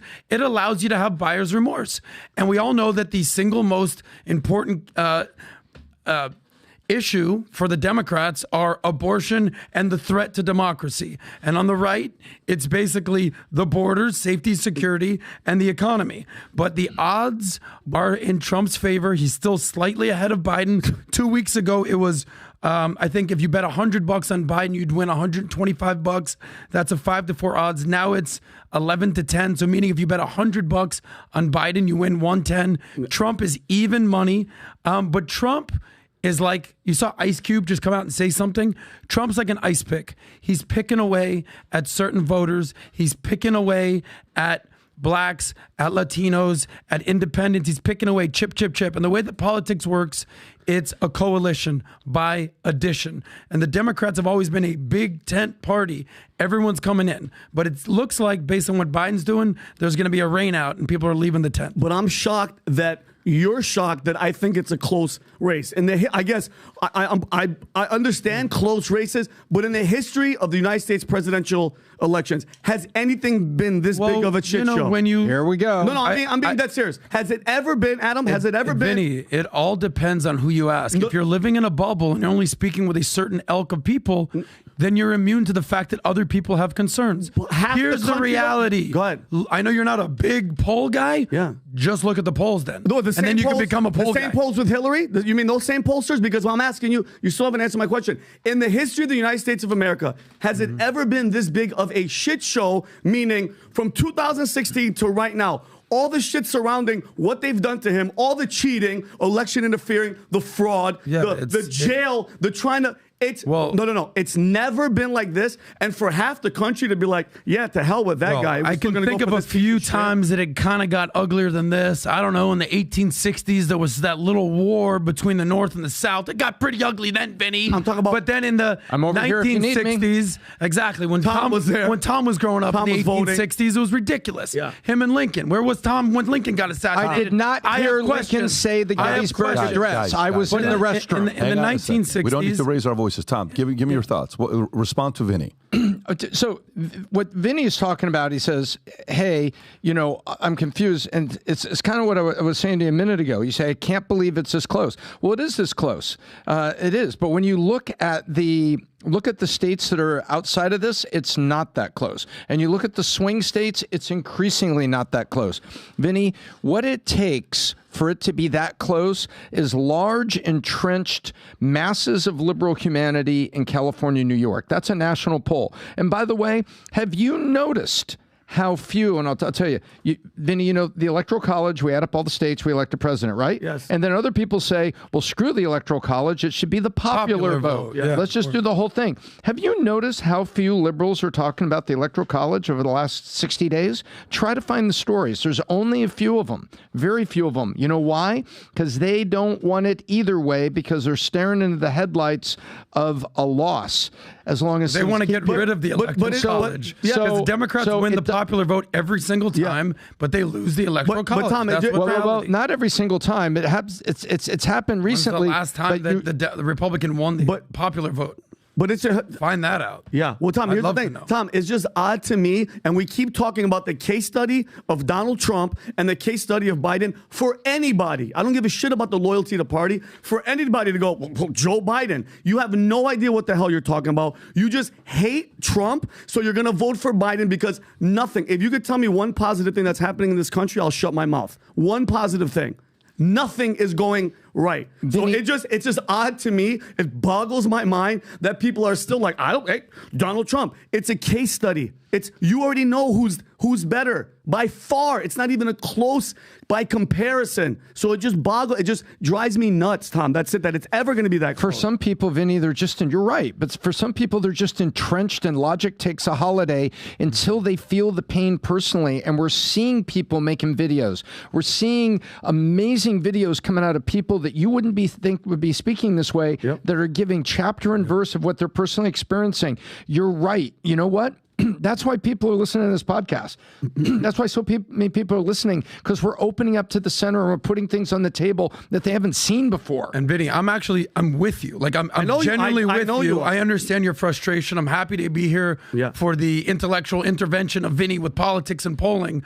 But this is the reality of America. Most people focus on personality, not policy. So when they see Trump, orange man bad. It's a gut feeling. They can't get over it. Trump derangement syndrome. It's real. Is it real or fake? It's 100% real. And they were taught to be. So I know that you're going to be like, I can't believe. Start believing. That's the reality that we're living. No, I believe it, and I feel bad for them. Tom, what's this? Take a look at this, Vinny. Yeah. What happened in Georgia? They had a case. Yeah. In the middle, what you don't realize happened is how pissed off Georgia outside of Fulton County is. Vinny, go look at that poll in Georgia. It's 49% now towards Trump. To what? To Donald Trump. To who's the other guy? 39. To 39 to Biden. Look at that spread. Yeah. That's because they ran that case, and it was in the Atlanta Journal-Constitution. It was in the face of all those people in Georgia, and they got pissed off. You're seeing that. Guess what? Mm-hmm. They didn't like that. Yeah. And now see the spread is happening. And now Wisconsin. Look at Nevada. Nevada. I don't remember the last time, going back to Reagan, that Nevada was actually won by a Republican. You look at the last, because there's massive unions that are in Las Vegas, and Harry Reid used to control all that. Well, now take a look. Look at what's happening in Nevada. And then in Michigan, look at the spread. Look how close it was under Hillary. Look at Arizona. Who cares about the border? A lot of people in Arizona. Yeah. Look at Pennsylvania. Pennsylvania is the one they fear, because if Biden must win Michigan, Wisconsin, Pennsylvania, and one other. And the one other, pick one that you think you're going to go after. They don't even put North Carolina on this list anymore. You know why? Because the pollsters are looking at it saying, don't even think about it. Don't even think about activating. And Biden won North Carolina. It just That's goes right. to show. But these are the most important people in America. It used to be 7. Now it's 6. And these are the states that you're going to see in the final month of the election that they're going to be circling the wagons, going to each and every one of these states. We saw that Hillary made the mistake of going to the Southwest and Nevada and to Arizona when she should have been in Michigan and Wisconsin and Pennsylvania.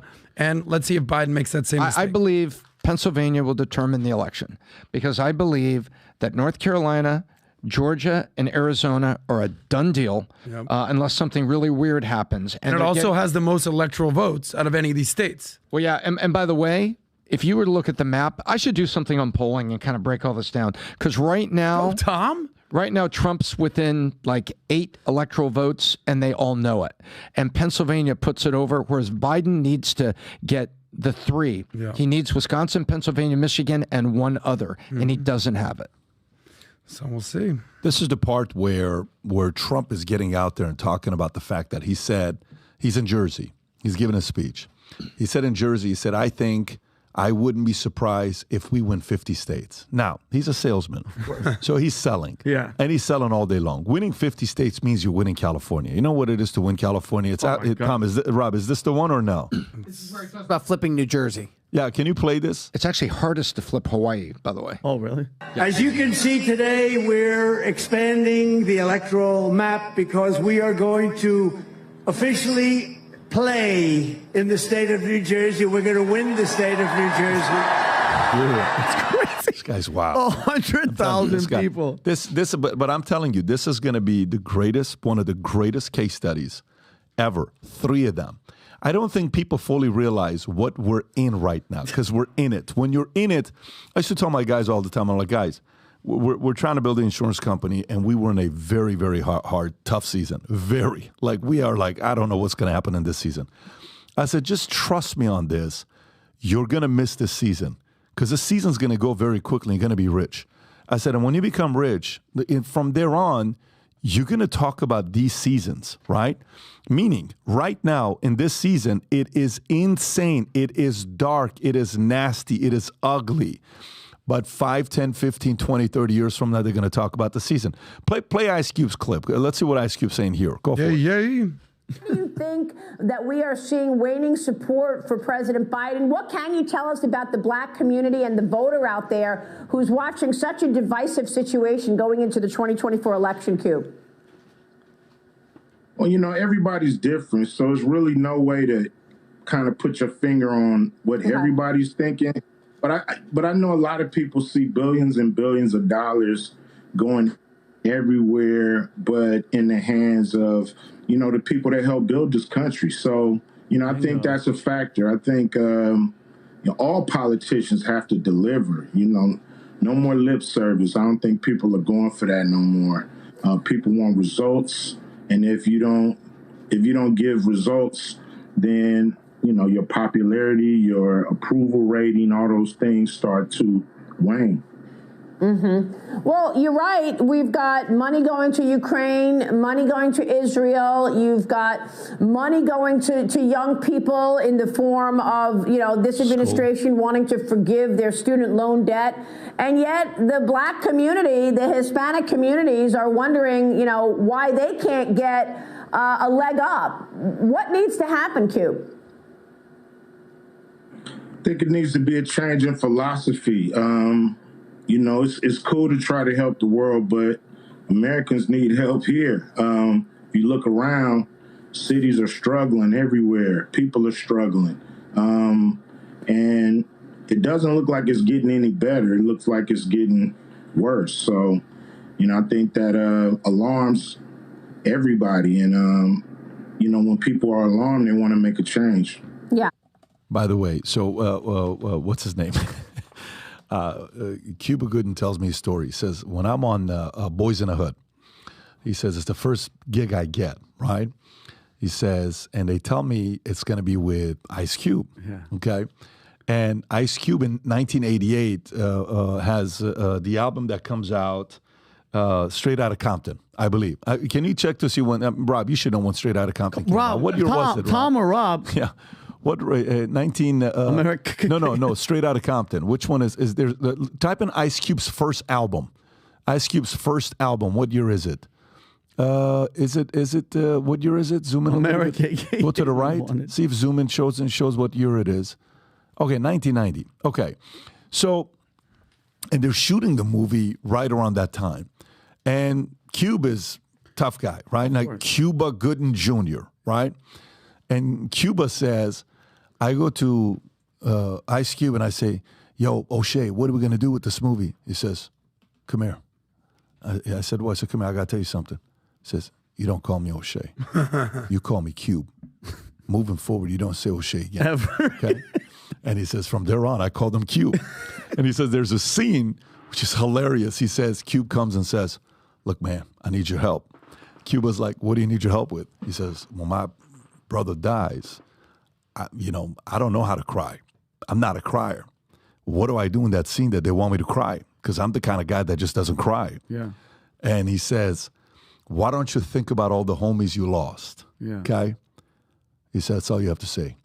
So then when he goes and does that scene with the body, and you see Cuba reacting the way he does, he says Ice Cube in that moment thought about the homies he lost. And his reaction comes from a genuine standpoint of, my God, I lost.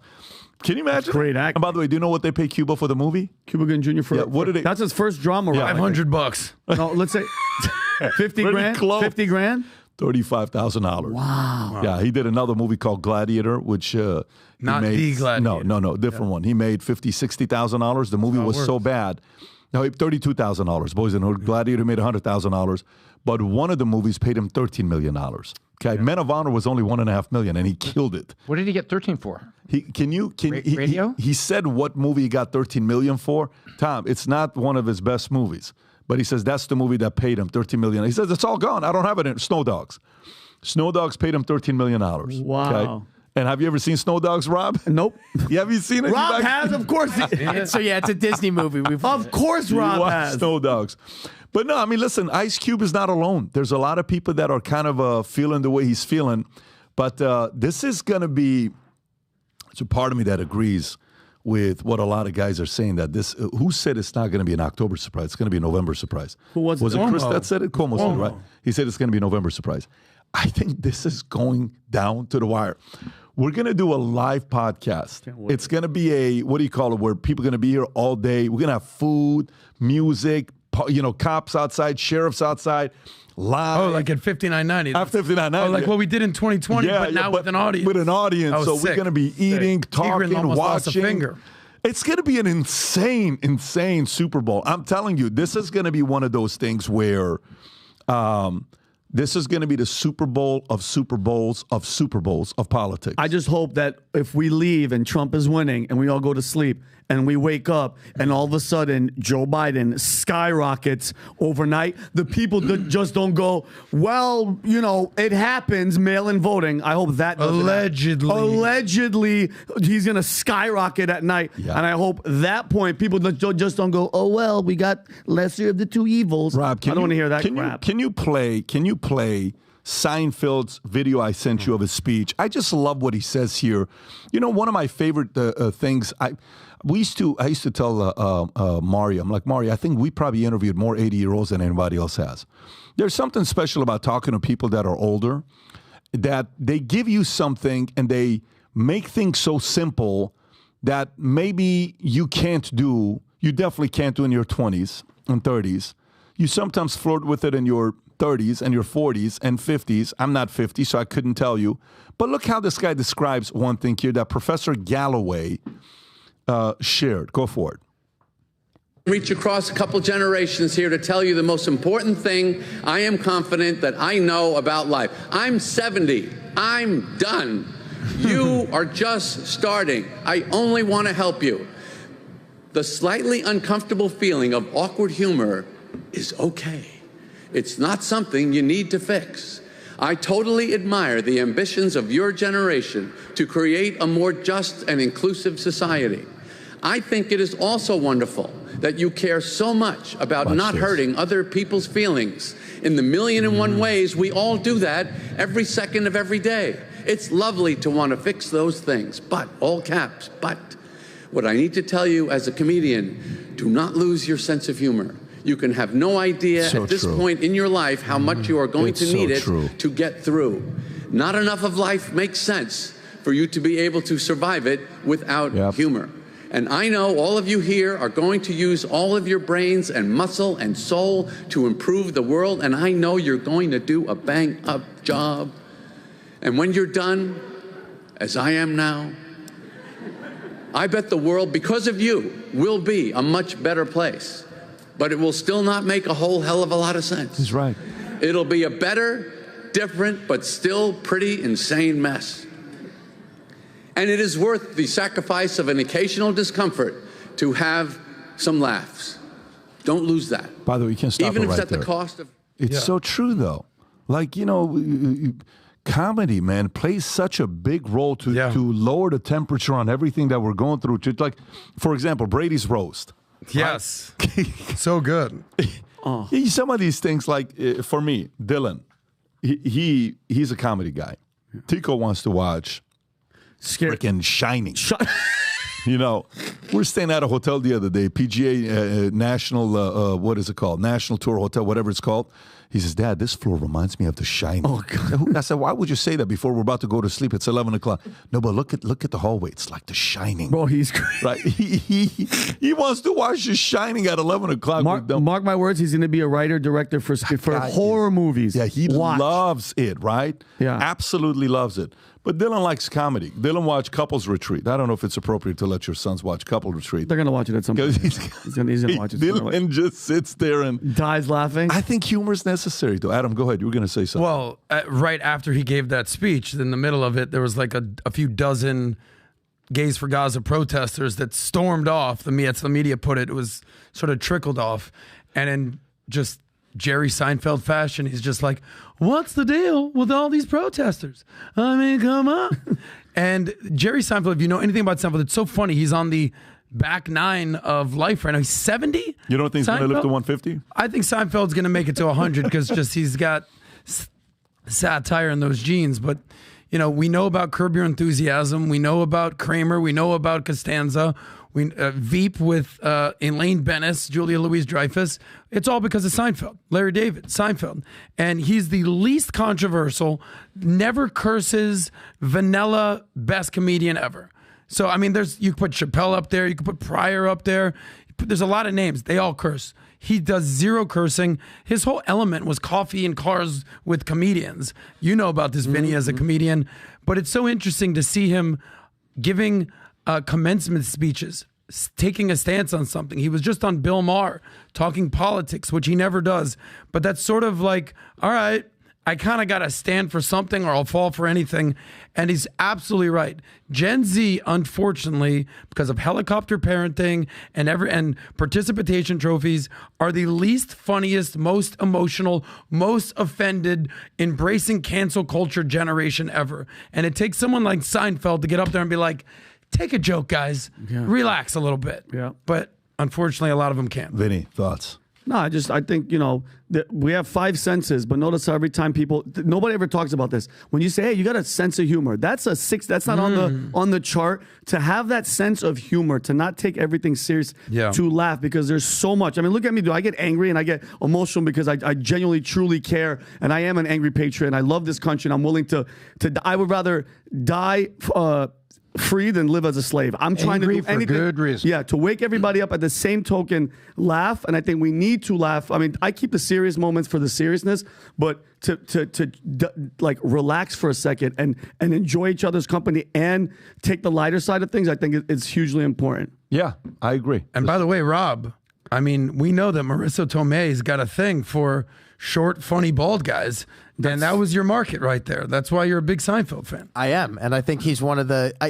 What a shame for the students that walked out and missed that part of the speech. Can you imagine that? Yeah, I mean, the odds that you get a celebrity like that, somebody that's well informed, well read, and he is the most profitable comedian of all time. Yeah, billion because of Seinfeld. More than Chappelle, more than Chris Rock, more than any of those guys. That guy has made the most amount of money, launched the most amount of careers in television, and you walk out. What do you mean he launched the most careers on television? Well, look at all the spin-offs for the TV shows with. Outside of Michael Richards, everybody else on that show went on to stardom outside of him. George, the guy that played George Costanza, went into movies and other TV shows. The girl that played Elaine, also on other TV shows. Then you look at the spin-off characters that were on that show and got other TV shows. Wow. Like Newman, the guy, Newman, but Jurassic Park, everything. Bryan Cranston was a role player on that. Went into Breaking Bad. Yeah. Can you pull it up? His role on Bryan Seinfeld? Cranston, yes. Oh, yeah. He was the doctor. What was the dentist? What was the anti-dentite? Yes. Everybody, five Emmys in a row. Everybody went through that show. Look at him. Get out of here. Yeah. It looks like a freaking soap opera porn star. Look at that guy. He does look like a soap opera porn star. And what was his name on the show? Tim Watley. Yeah, I mean, and Seinfeld is literally a billionaire. Pull up his net worth. Yeah, I guarantee he's a billionaire. He has to be a billionaire. 700 billion? No, I think I'm going Billy. When they sold, where's he at? $1 billion. Yeah, and he is a guy who just stands true. He's a comedian. When he went on Bill Maher, he goes, I just can't be around people that aren't working.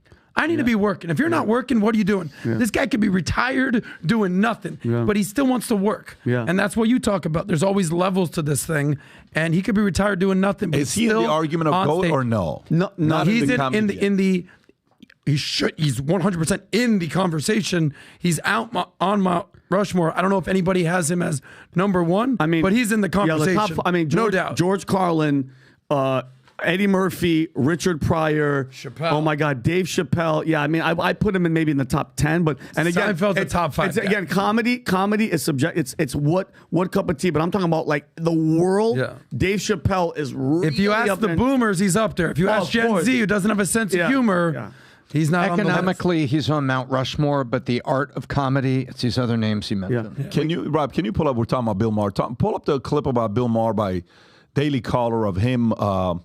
Talking about, I think I sent it to you. If you'll check your text, yeah, I sent it to you. He was talking about COVID. I don't know if you see it. I sent it. It's in the same link I sent with the other videos that are the Seinfeld humor. So if you have the Seinfeld humor one, you should have this one as well. I don't know if you see it.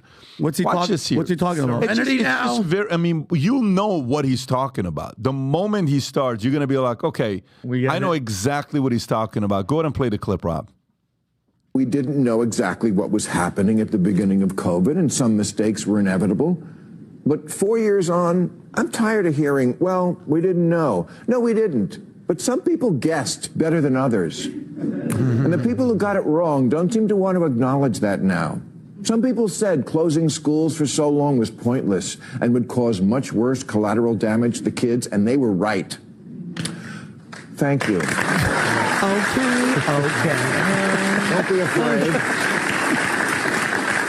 4 years ago, the Daily Beast ran a story with the headline, Bill Maher pushes Steve Bannon Wuhan lab conspiracy theory, which was typical of the mainstream media at the time. Of course, it wasn't a conspiracy theory, and it wasn't owned by Steve Bannon. And now everyone, including the Biden administration, admits there's at least a 50-50 chance that the virus could have begun in the lab in Wuhan that was doing gain-of-function research on that virus.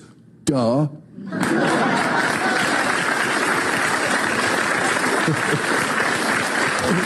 But I don't see a lot of retractions being printed. Yeah, when COVID hit, we did a lot of stupid things because America never reacts. It only overreacts. Ubers look like those Orthodox Jews who wrap themselves in saran wrap in case their plane flies over a grave. I get it that we didn't know exactly about what he's saying. Tom, what do you think about what he's saying? Well, with Bill Maher, every now and then you have Sober Saturday, and he goes on a monologue that I agree with, that I think is well crafted and well put together. The issue I have with Bill Maher is that he flips back and forth from slaughtering people on one side for laughs and for ratings and for clicks and everything he does, and then on the other side he puts together these monologues that I think are well crafted, correct, and very, very believable. And you have to wait and see which Bill Maher you get each morning. I'm kind of with Roger Stone on this, and this is a fact.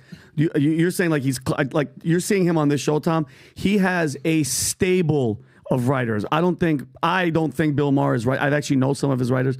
He's not writing any of that stuff, and you nailed it. He is such a bipolar flip-flopper of points. Like one day you're like, oh my God, he's trying to come around, and then boom, Trump derangement syndrome. He has another relapse, and it's like you never know what you're gonna get. And I get it. And by the way, all these guys were all pushing the same thing with the vaccine and with all the COVID stuff. All of them. Every single one of them now are starting to turn, and we're just all supposed to go, yeah, you know what? Yeah, you guys got it all wrong. No. Who was telling you guys to say it? Were you guys getting paid to say it? And now, with all the crap that's happening with everybody, all the physical stuff that's happening, all the lockdowns, all the mental stuff, all the shit with the kids, all these random injuries that are happening, people dropping dead, cancer is up. Now we're supposed to just do what? Well, man, we got it wrong, and now let's hopefully we get it right the next time. I think the accountability definitely needs to be held. Everybody that was talking that crap needs to be held accountable. And he's too much of a flip-flop guy. Like one day he's here, one day he's there. You don't know what the hell you're going to get with Bill. I don't know if he's a flip-flopper. I just think it's important to establish where he is on the political spectrum. Nobody knows. By the way, no, I'll tell you exactly where he is.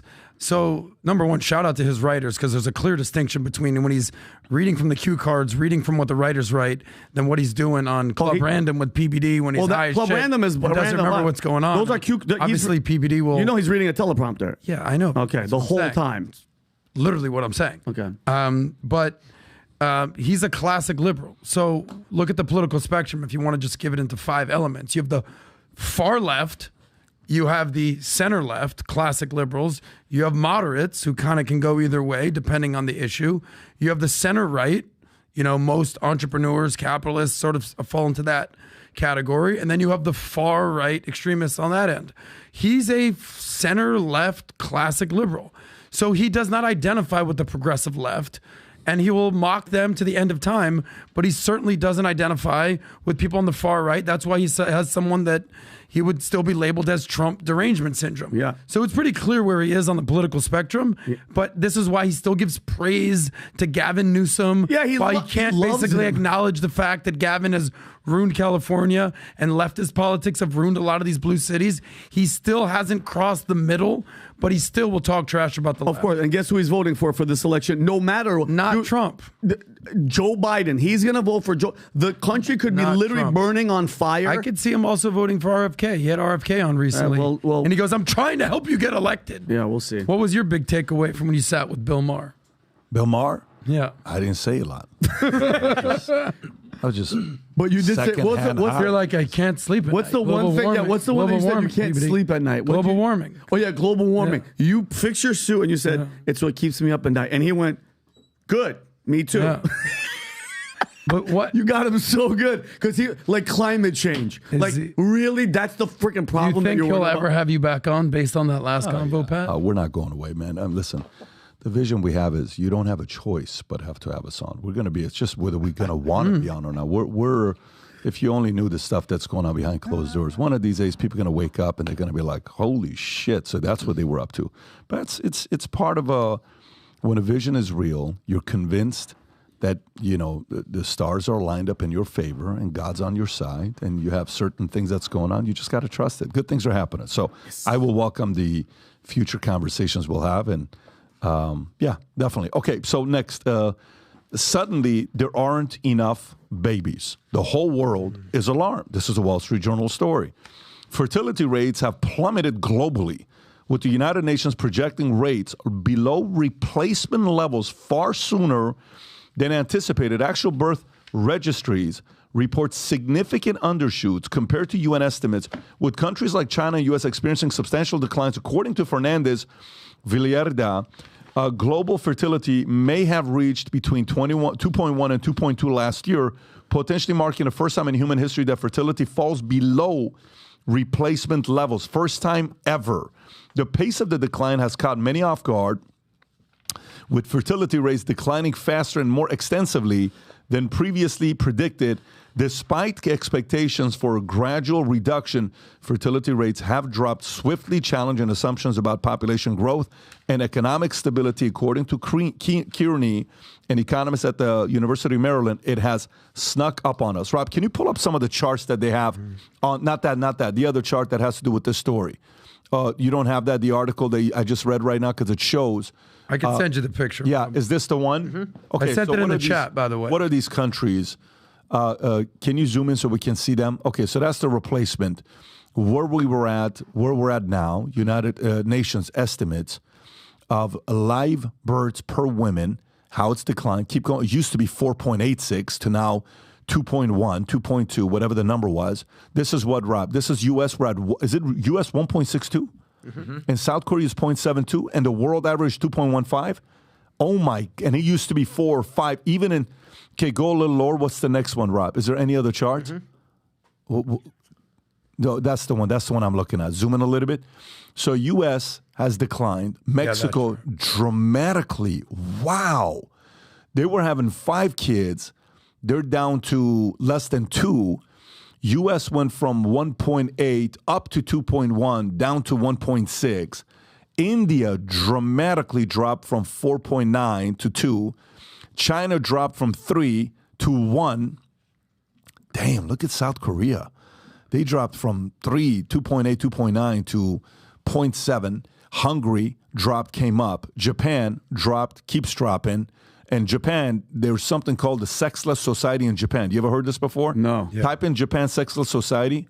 Japanese folks don't have a lot of sex. And this is not a joke. It's called the sexless society. Japan is a sexless society. Click on it. What? Yeah, Japan is a sexless society. Those girls look like they're having fun. By 2060, Japan is expected to have a population of 86.7 million, down from 128 million in 2008. At least 40% of the 86 million is expected to be 65 and older. As the population declines, there will be fewer younger people to care for the older. Tokyo is expected to have medical and nursing shortages. The decline in Japan's population has been in the works since the early 70s. Why has Japan gone through this? And it explains, has Japan become a sexless society? Tom, what are your concerns with these numbers on the birth rates we're having? So, first of all, the socialists have a spreadsheet problem. They need money, and they need to tax taxpayers, and taxpayers are people under 60 that are working.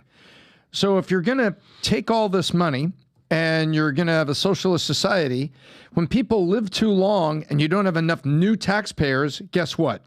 Your spreadsheet breaks.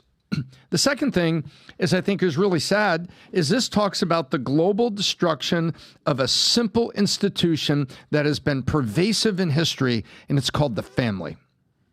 And with the destruction of the institution of the family has come, fecundity rates haven't changed. Fecundity rates is people's ability to have kids. And fertility rates is how often they have kids. And it's terrible. I think the destruction of a family, abortion and things that go along with it that are, giving us an older population retired. Okay, so let's write that down. Hang on, let's go through it, Tom. So abortion. So you're saying abortion rates. Okay. Number two, you're saying what? Boomer generation growing.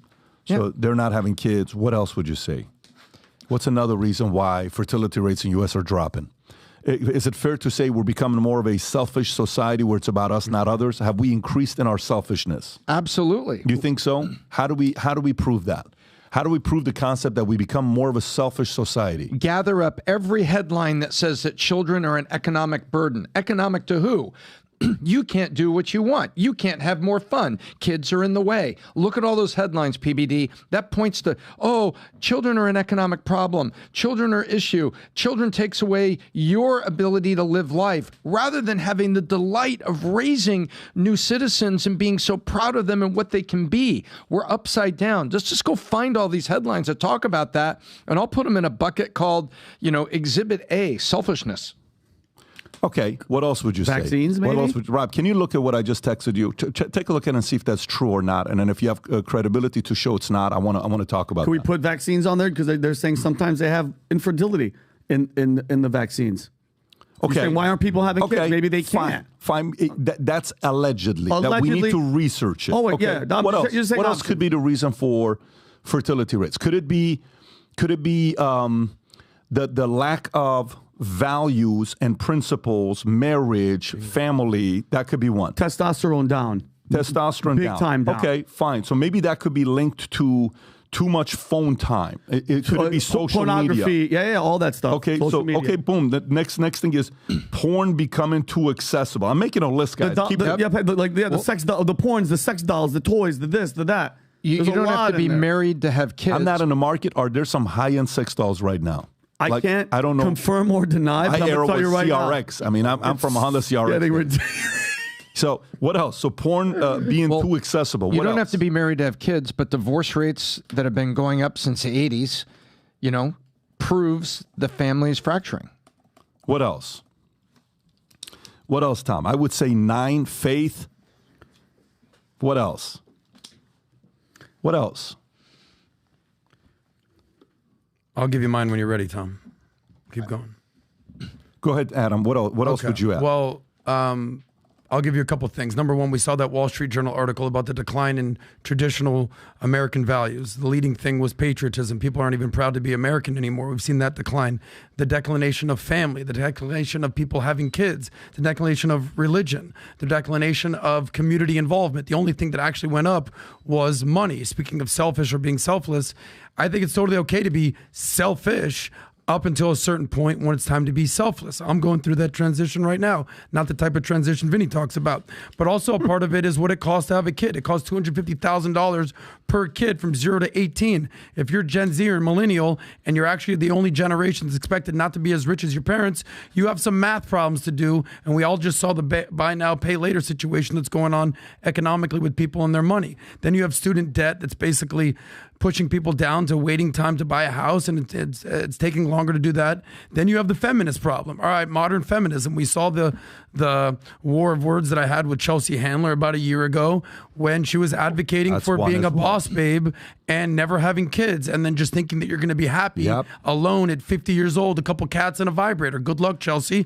But modern feminists, working women, and boss babe culture is taking over. Speaking of culture, there's something called hookup culture, and there's also called baby mama culture. I don't need no man. Lyndon Baines Johnson married the state. Don't marry a man. They'll pay for you. You're welfare queen now, baby girl. Good luck with that. Who said this? Wait a minute. Slow down. Who said this?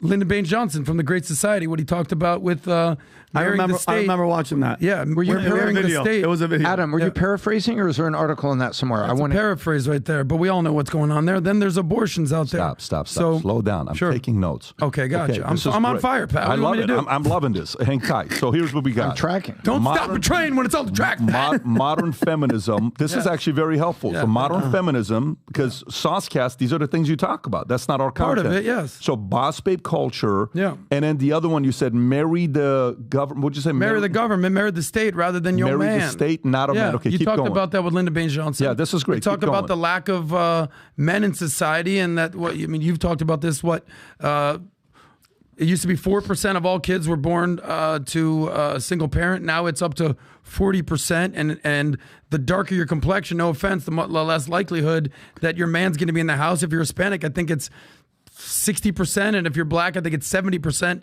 that the father's not in the home, because they're encouraged to basically have fatherless homes that's going on. We've seen what happens with fatherless homes. You're more likely to do drugs. You're more likely to go to jail. You're most likely to drop out of school. You're most likely to have all these sorts of issues. Then you have the phone situation that, you don't need to go play outside. You don't need to interact with others. Just stay on your phone all day. So it's just a complete shit show what's going on in America right now. We talk about the great replacement theory that Tom's a big proponent of out there. But the great replacement theory is that people aren't having kids. Now, here's the catch, because I'm sure say, Adam, you don't have any kids. The difference is I want to have a bunch of kids. I'm just waiting to choose the right wife and mother to the kids. But I can do that in my 40s. Women, if you actually choose to play the long game, you're going to have a very sad future, because by the time you're 35, what is known as basically, you have trouble having a baby. I forgot the name of the exact term. But after 35, you have... Well, Don Lemon said you're not in your prime anymore. Exactly. You're not in your prime. You have... you have an issue having kids. I forget the name of the term. But when you're 40, it's basically very, very tough to have kids, especially if you want to have multiple. Good luck having one of those. But for men and women, it's different. But women, this goes back to the decline in traditional values. Women have lost sight of what their superpower is, and that is motherhood. Yes, you can have a business. Yes, you can make money. Yes, you can work. But nobody, despite what certain people in the trans community can say, will tell you that men can have babies. Women are the ones that are having babies. Yeah. And they need to remember that that is their superpower. And that's a lot of what Andrew Tate talks about when we had those conversations with him. But people want to blaspheme him for having traditional values when women are the ones that have the babies, as much as they're trying to push that men can have babies too. There's men having baby emojis on your iPhone, but there's no family emojis. You took them all that out. They took them out. And what about abortion? PBD, we didn't mention abortions. Yeah, people don't have a baby because they're killing 73 million a year globally are abortions. I think is that an accurate number, Rob? How many abortions? You if you had to guesstimate, Rob, how many abortions worldwide do humans do? How many? 73 million average. That's one. And then what about environmental concerns? People that are like, we're overpopulated. That's one of the reasons that they don't want to have baby. What is it worldwide? Oh, I'm sorry. 100 each year, 121 million abortions. And then, this translates to 73 million abortions per year. 73 million human beings every year. That's why the abortion conversation. By the way, it's geriatric pregnancy, what I was thinking after 35. Let's actually go through this. Because this is a very interesting topic here. Rob, tell me if this sounds, does this sound accurate? Okay. I just don't like manipulation and lies being told. The guy's going around saying something. I'll respond to me here in a minute if Robbie can verify that on email. So let's go through it. So why is fertility rates below? Okay. Abortion. Rob, is there a chart to show how much abortion has increased over the years? Oh my like goodness. year-over-year abortions. In if you can show year-over-year abortion, okay, in America. I have a feeling it's going to go up, Pat. It's year-over abortion rate. long okay? term. Abortion. Just here or worldwide? I don't care. Whatever the number. U.S. is preferably what I want to see. So what does that show you? Goes down, comes up. So depending on who the president, it goes up, comes down. Okay, fair. So abortion, 1. Okay, and by the way, you know what that impacts the most? So this was brought up, was started Planned Parenthood by a lady named, what's her name? Singer? Margaret Sanger. Margaret Sanger, which, by the way, there's been a lot of things that she said. The biggest thing Planned Parenthood has impacted is African-American babies. Yep. Tom, there's a word you use. What do you call it? I call abortion in America a genocide on African Americans. 14% of the population to 17% of the population, depending on what year you're talking about, yet they've run 38 to 40% of the abortions. I happen to think that Barack Obama shouldn't have been the first black president. He probably should have been the second. And I think that there is an atrocity that's there that I could go deeper on, but that is a statistical fact. Okay, so let me continue. And Kanye talks about that. Yep. Not that Kanye is making a lot of sense these days, but that is one thing that is accurate. Boomer generation is the largest generation since, I think millennials are the only one that's close to them. Yeah. 76 million kids born between 46 and 64. Obviously, they're not having babies anymore. Selfishness, we're thinking about ourselves. You got vaccines, you're saying, allegedly. Maybe somebody can do the research on that. Values and principles declining. Church going declining. Testosterone declining. Too much of what do you call it? Porn. Porn, we said porn, but there was too much... this is a Internet, different word. No, it's social media. Social okay? media. Too much social media, which means we're spending too much time on the phone, not interacting with others. Yes. So husband and wives are in bed, not talking to each other. They're on the phone. You're definitely not having sex. For sure. Or singles are just in their home on the phone doing dating apps and not meeting up in real life, IRL. Porn being accessible, faith, modern feminism, okay, boss babe, married the state, not a husband. So the other day, I'm sitting down talking to a group of a couple that was sitting in front of me. And the daughter sits right in front of me. He goes to my left. He's 12. She's 12. They're sitting right here. They're 42. And the daughter's like, I want another sibling.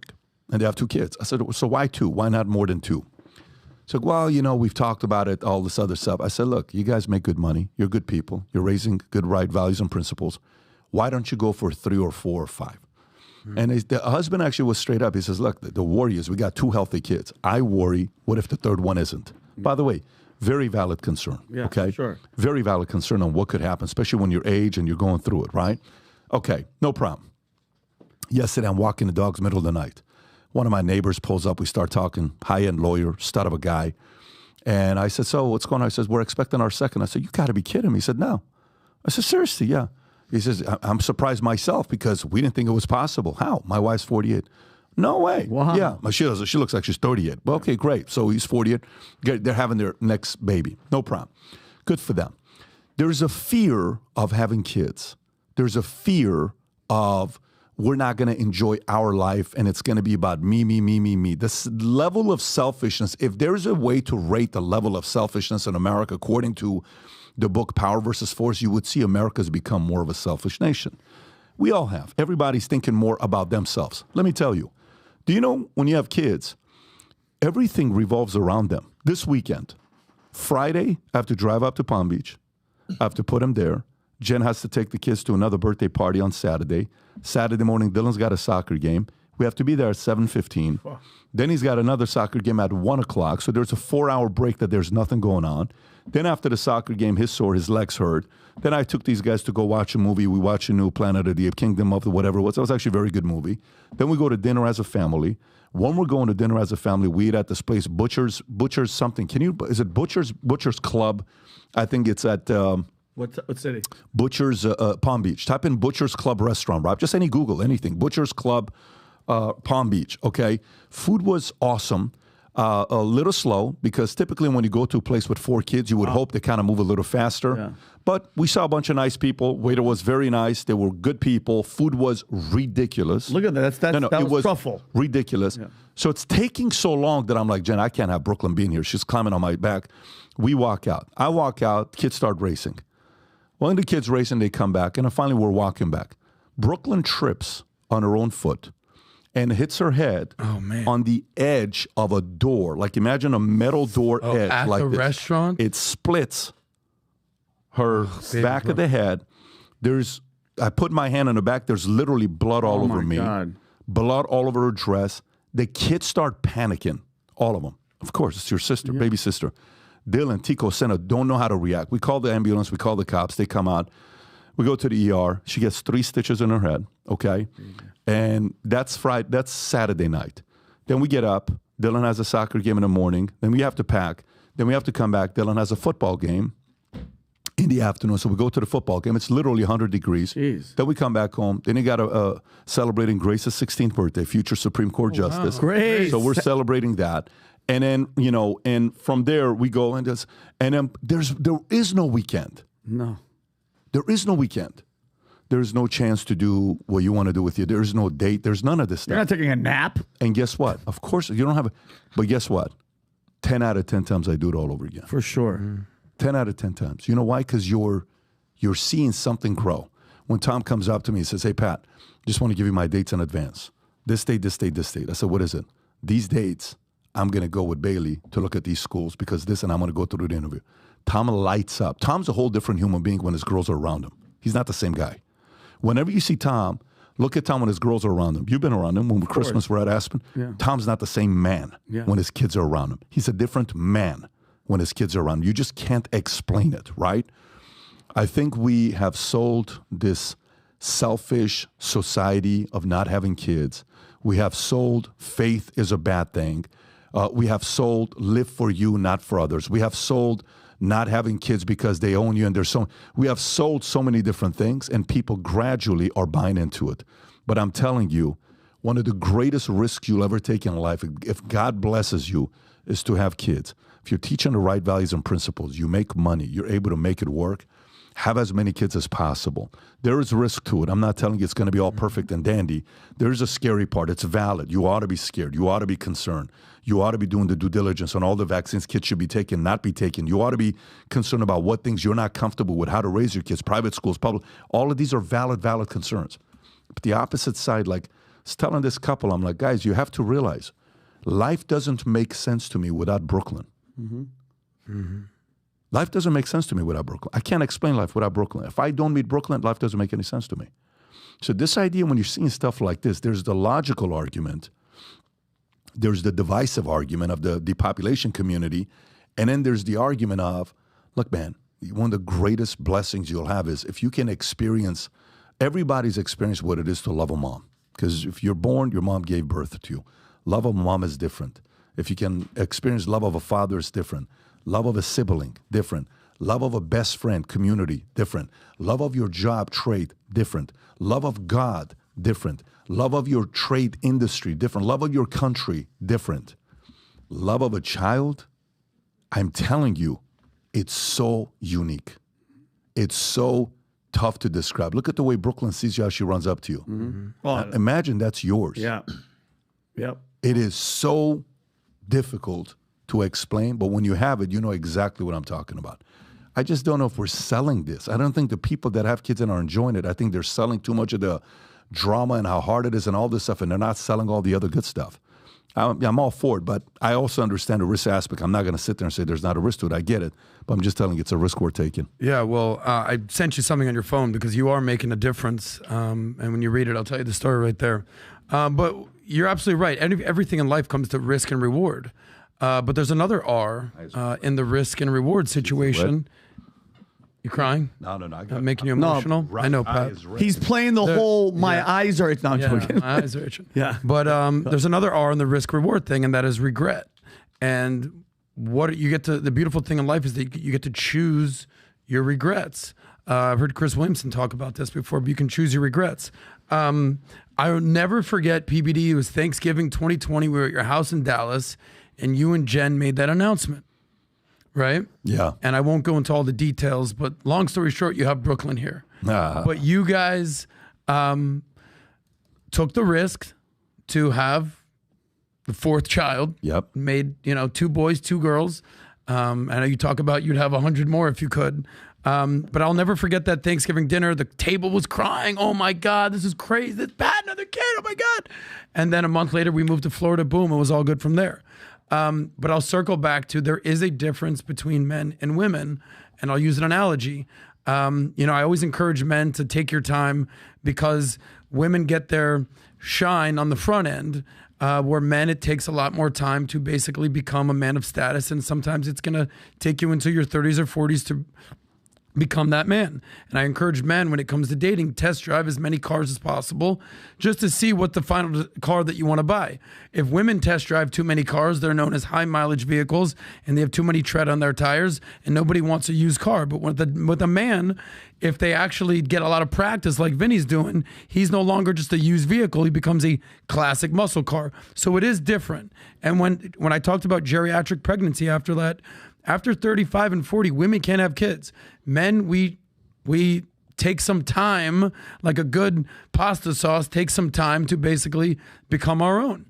In our 40s, I mean, there's a reason why men are called silver foxes, but nobody's like, oh, look at that hot chick with gray hair. It's not a thing. George Clooney, Leonardo DiCaprio, it's a little bit different. Tom Ellsworth, all major studs that are out there big time that basically take time. Tom, you didn't get married and have kids until your 40s, correct? That's right. Okay. And how old was Kim when you had your first kid? I'm not allowed to say that publicly. Okay, but way younger than you because you outkicked your coverage. Good for you. Yep. Well, all I'm saying is there's a difference between age between men, and women at least need to acknowledge that you could be equal but different. Men and women are different.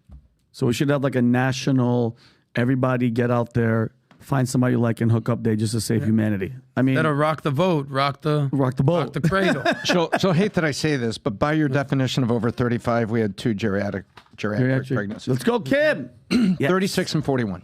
Yeah. So there's some important things in life. This is one of them.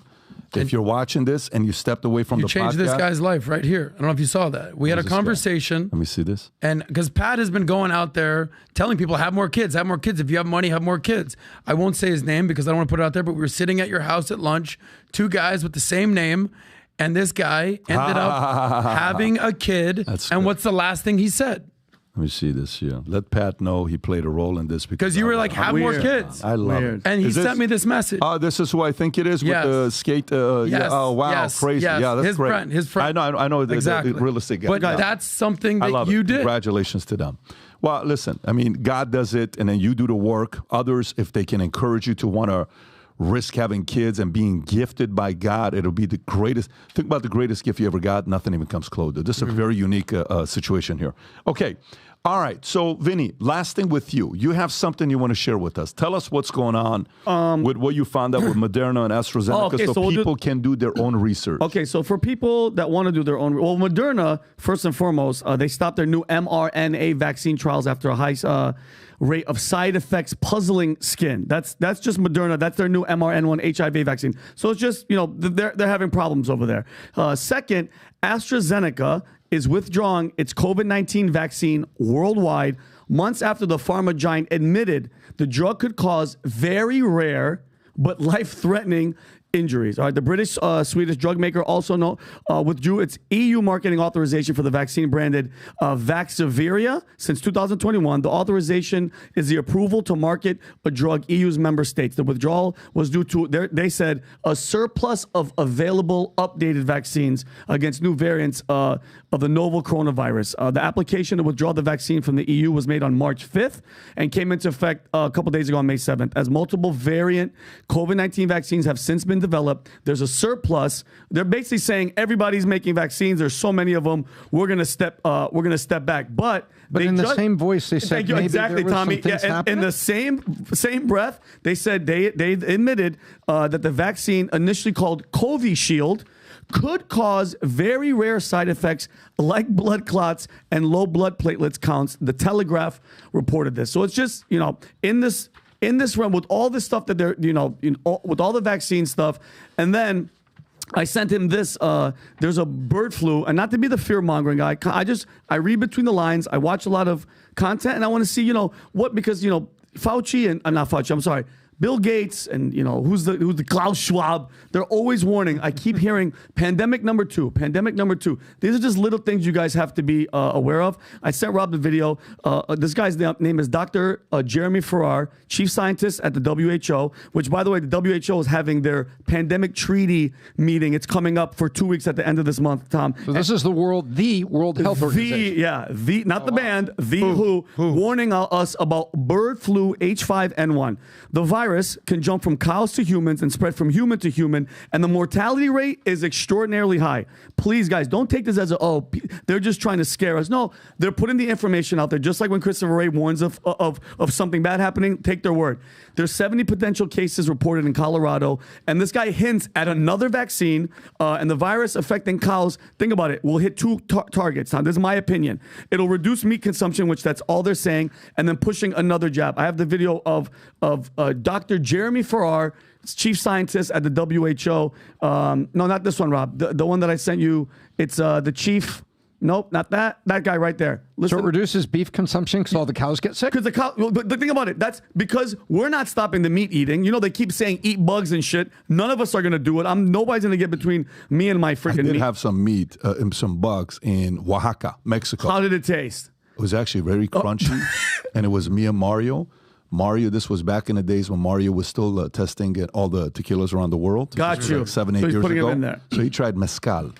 And he put bugs in there. No, we ate the bugs. So we were, but this was a Mexican traditional bug. Got you. But going back to your point too, this eating bug stuff lowers your testosterone. You're not. Give me a break. I'm not doing it. But yeah, Tom. So think about this. They were telling us don't eat meat. Bill Gates and all these guys, they're buying up all this farmland on purpose. What's this clip? So this is them. They're saying this is the WHO. Jeremy Farrar warning us about the bird flu, and just pay close attention to what he's saying.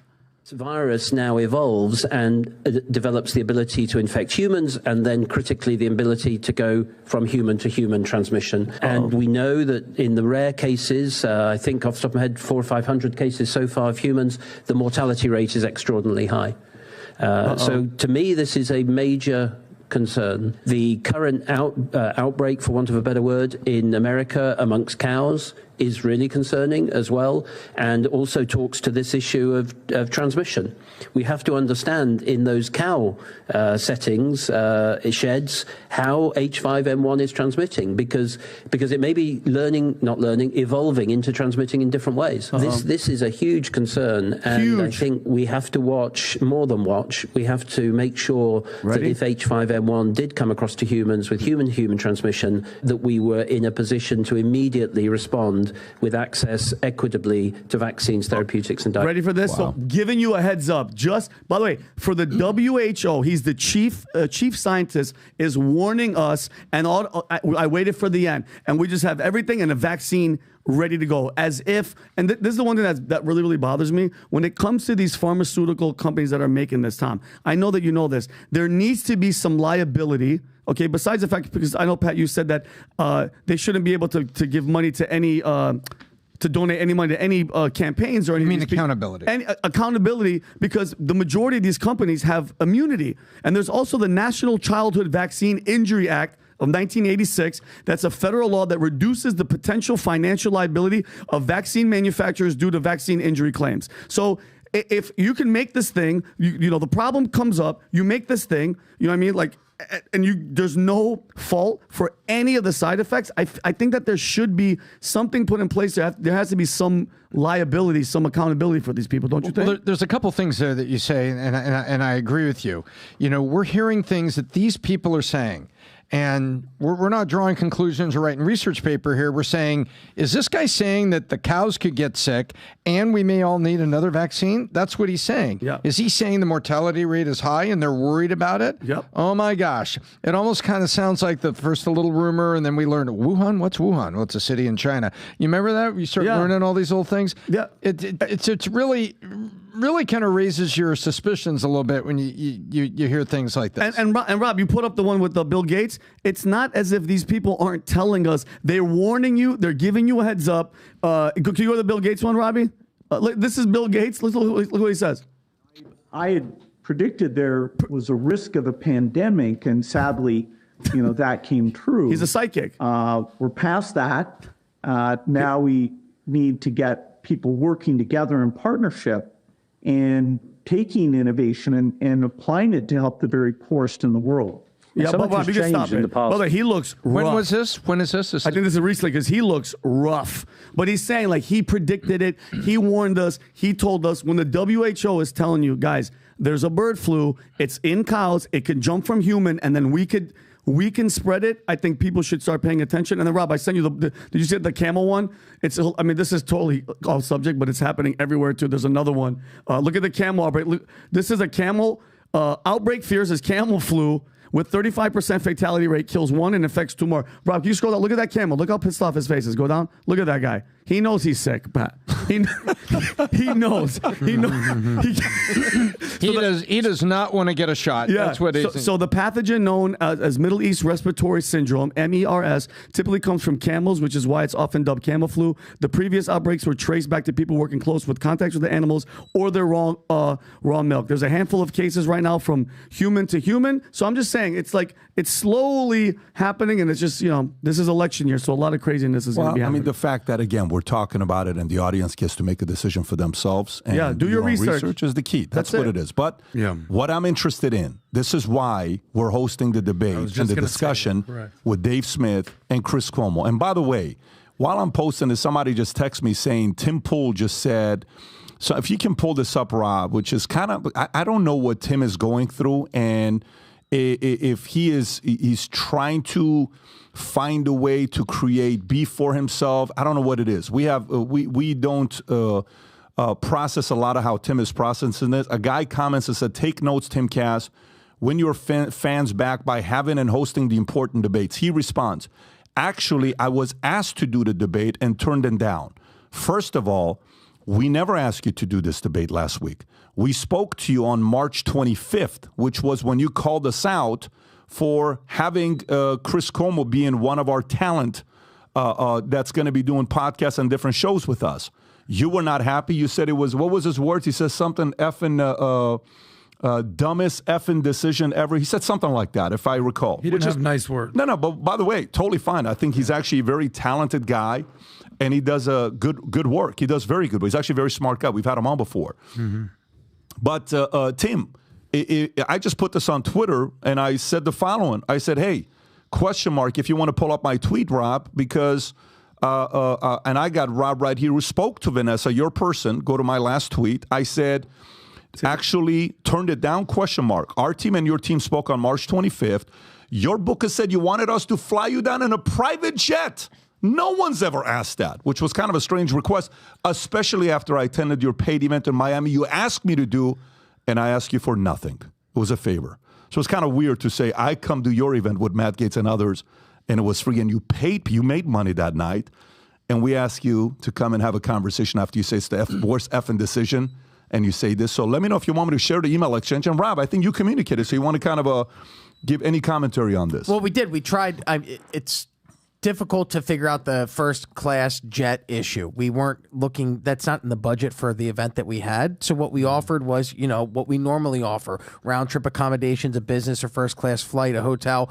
When they said that they needed the private jet, we offered to do the podcast on a different day and time so that he could fly down on a commercial plane, but still keep his recording schedule and come work with us and do the podcast. Mm-hmm. And they continued to insist after multiple times that they just wanted the private jet. So that was the negotiating. Well, he does live in a city that's not located near a big airport. I mean, literally, I think he's somewhere out in West Virginia. Tim, I'll say a bunch of nice things and maybe something you should look into. Smart, opinionated, gets views, very capable, but book recommendation, maybe you read How to Win Friends and Influence People because there's better ways to navigate relationships. But this is not How to Win Friends and Influence People. This is called lying. There's a difference. Because How to Win Friends and Influence People, you could take a different approach. Here, he says what? Scroll down, Rob. Go scroll down, Rob. I offered it. He said, I turned it down. You never did. You asked for a private jet. So don't lie to him. Just say that you wanted us to pay for a private jet. And of course, we're not going to pay for a private jet. If you wanted to have the conversation, you'll have the conversation. Anyways, folks, this is getting spicy. A lot of people want to see this conversation with Dave Smith and Chris Cuomo. If you are wanting to see this live, May 31st, 6 to 9 p.m., go to 5990live.com. Again, go to 5990live.com. Get a ticket. Come down to the show. And then afterwards, we'll have a cigar or two with you, with Dave and Chris, at our cigar lounge, and it's great because it's on Friday night. So it's going to be great for people to hang out. I don't know how long we'll leave the cigar lounge open, but it'll be a great conversation. The crew will be there. You'll see Tom, Vinny, and Adam. Everybody else will be there as well. Rob, we don't have a podcast all week this week, right? Because I'm out of town. Correct. But we will get back at it again next week. Just because I'm out of town doesn't mean he's not doing a podcast later on today, and it doesn't mean Unusual is not doing a podcast today, this week, and doesn't mean that Tom's not doing other things this week. So make sure you go check them out. And Rob, put up the Minnect if you could at the end. Last but not least, remember, Candace is officially on Minnect. Welcome her. Send her a Minnect and say, Candace, it's great to have you on. She'll respond back to you. Take care, everybody. God bless. Bye-bye, bye-bye.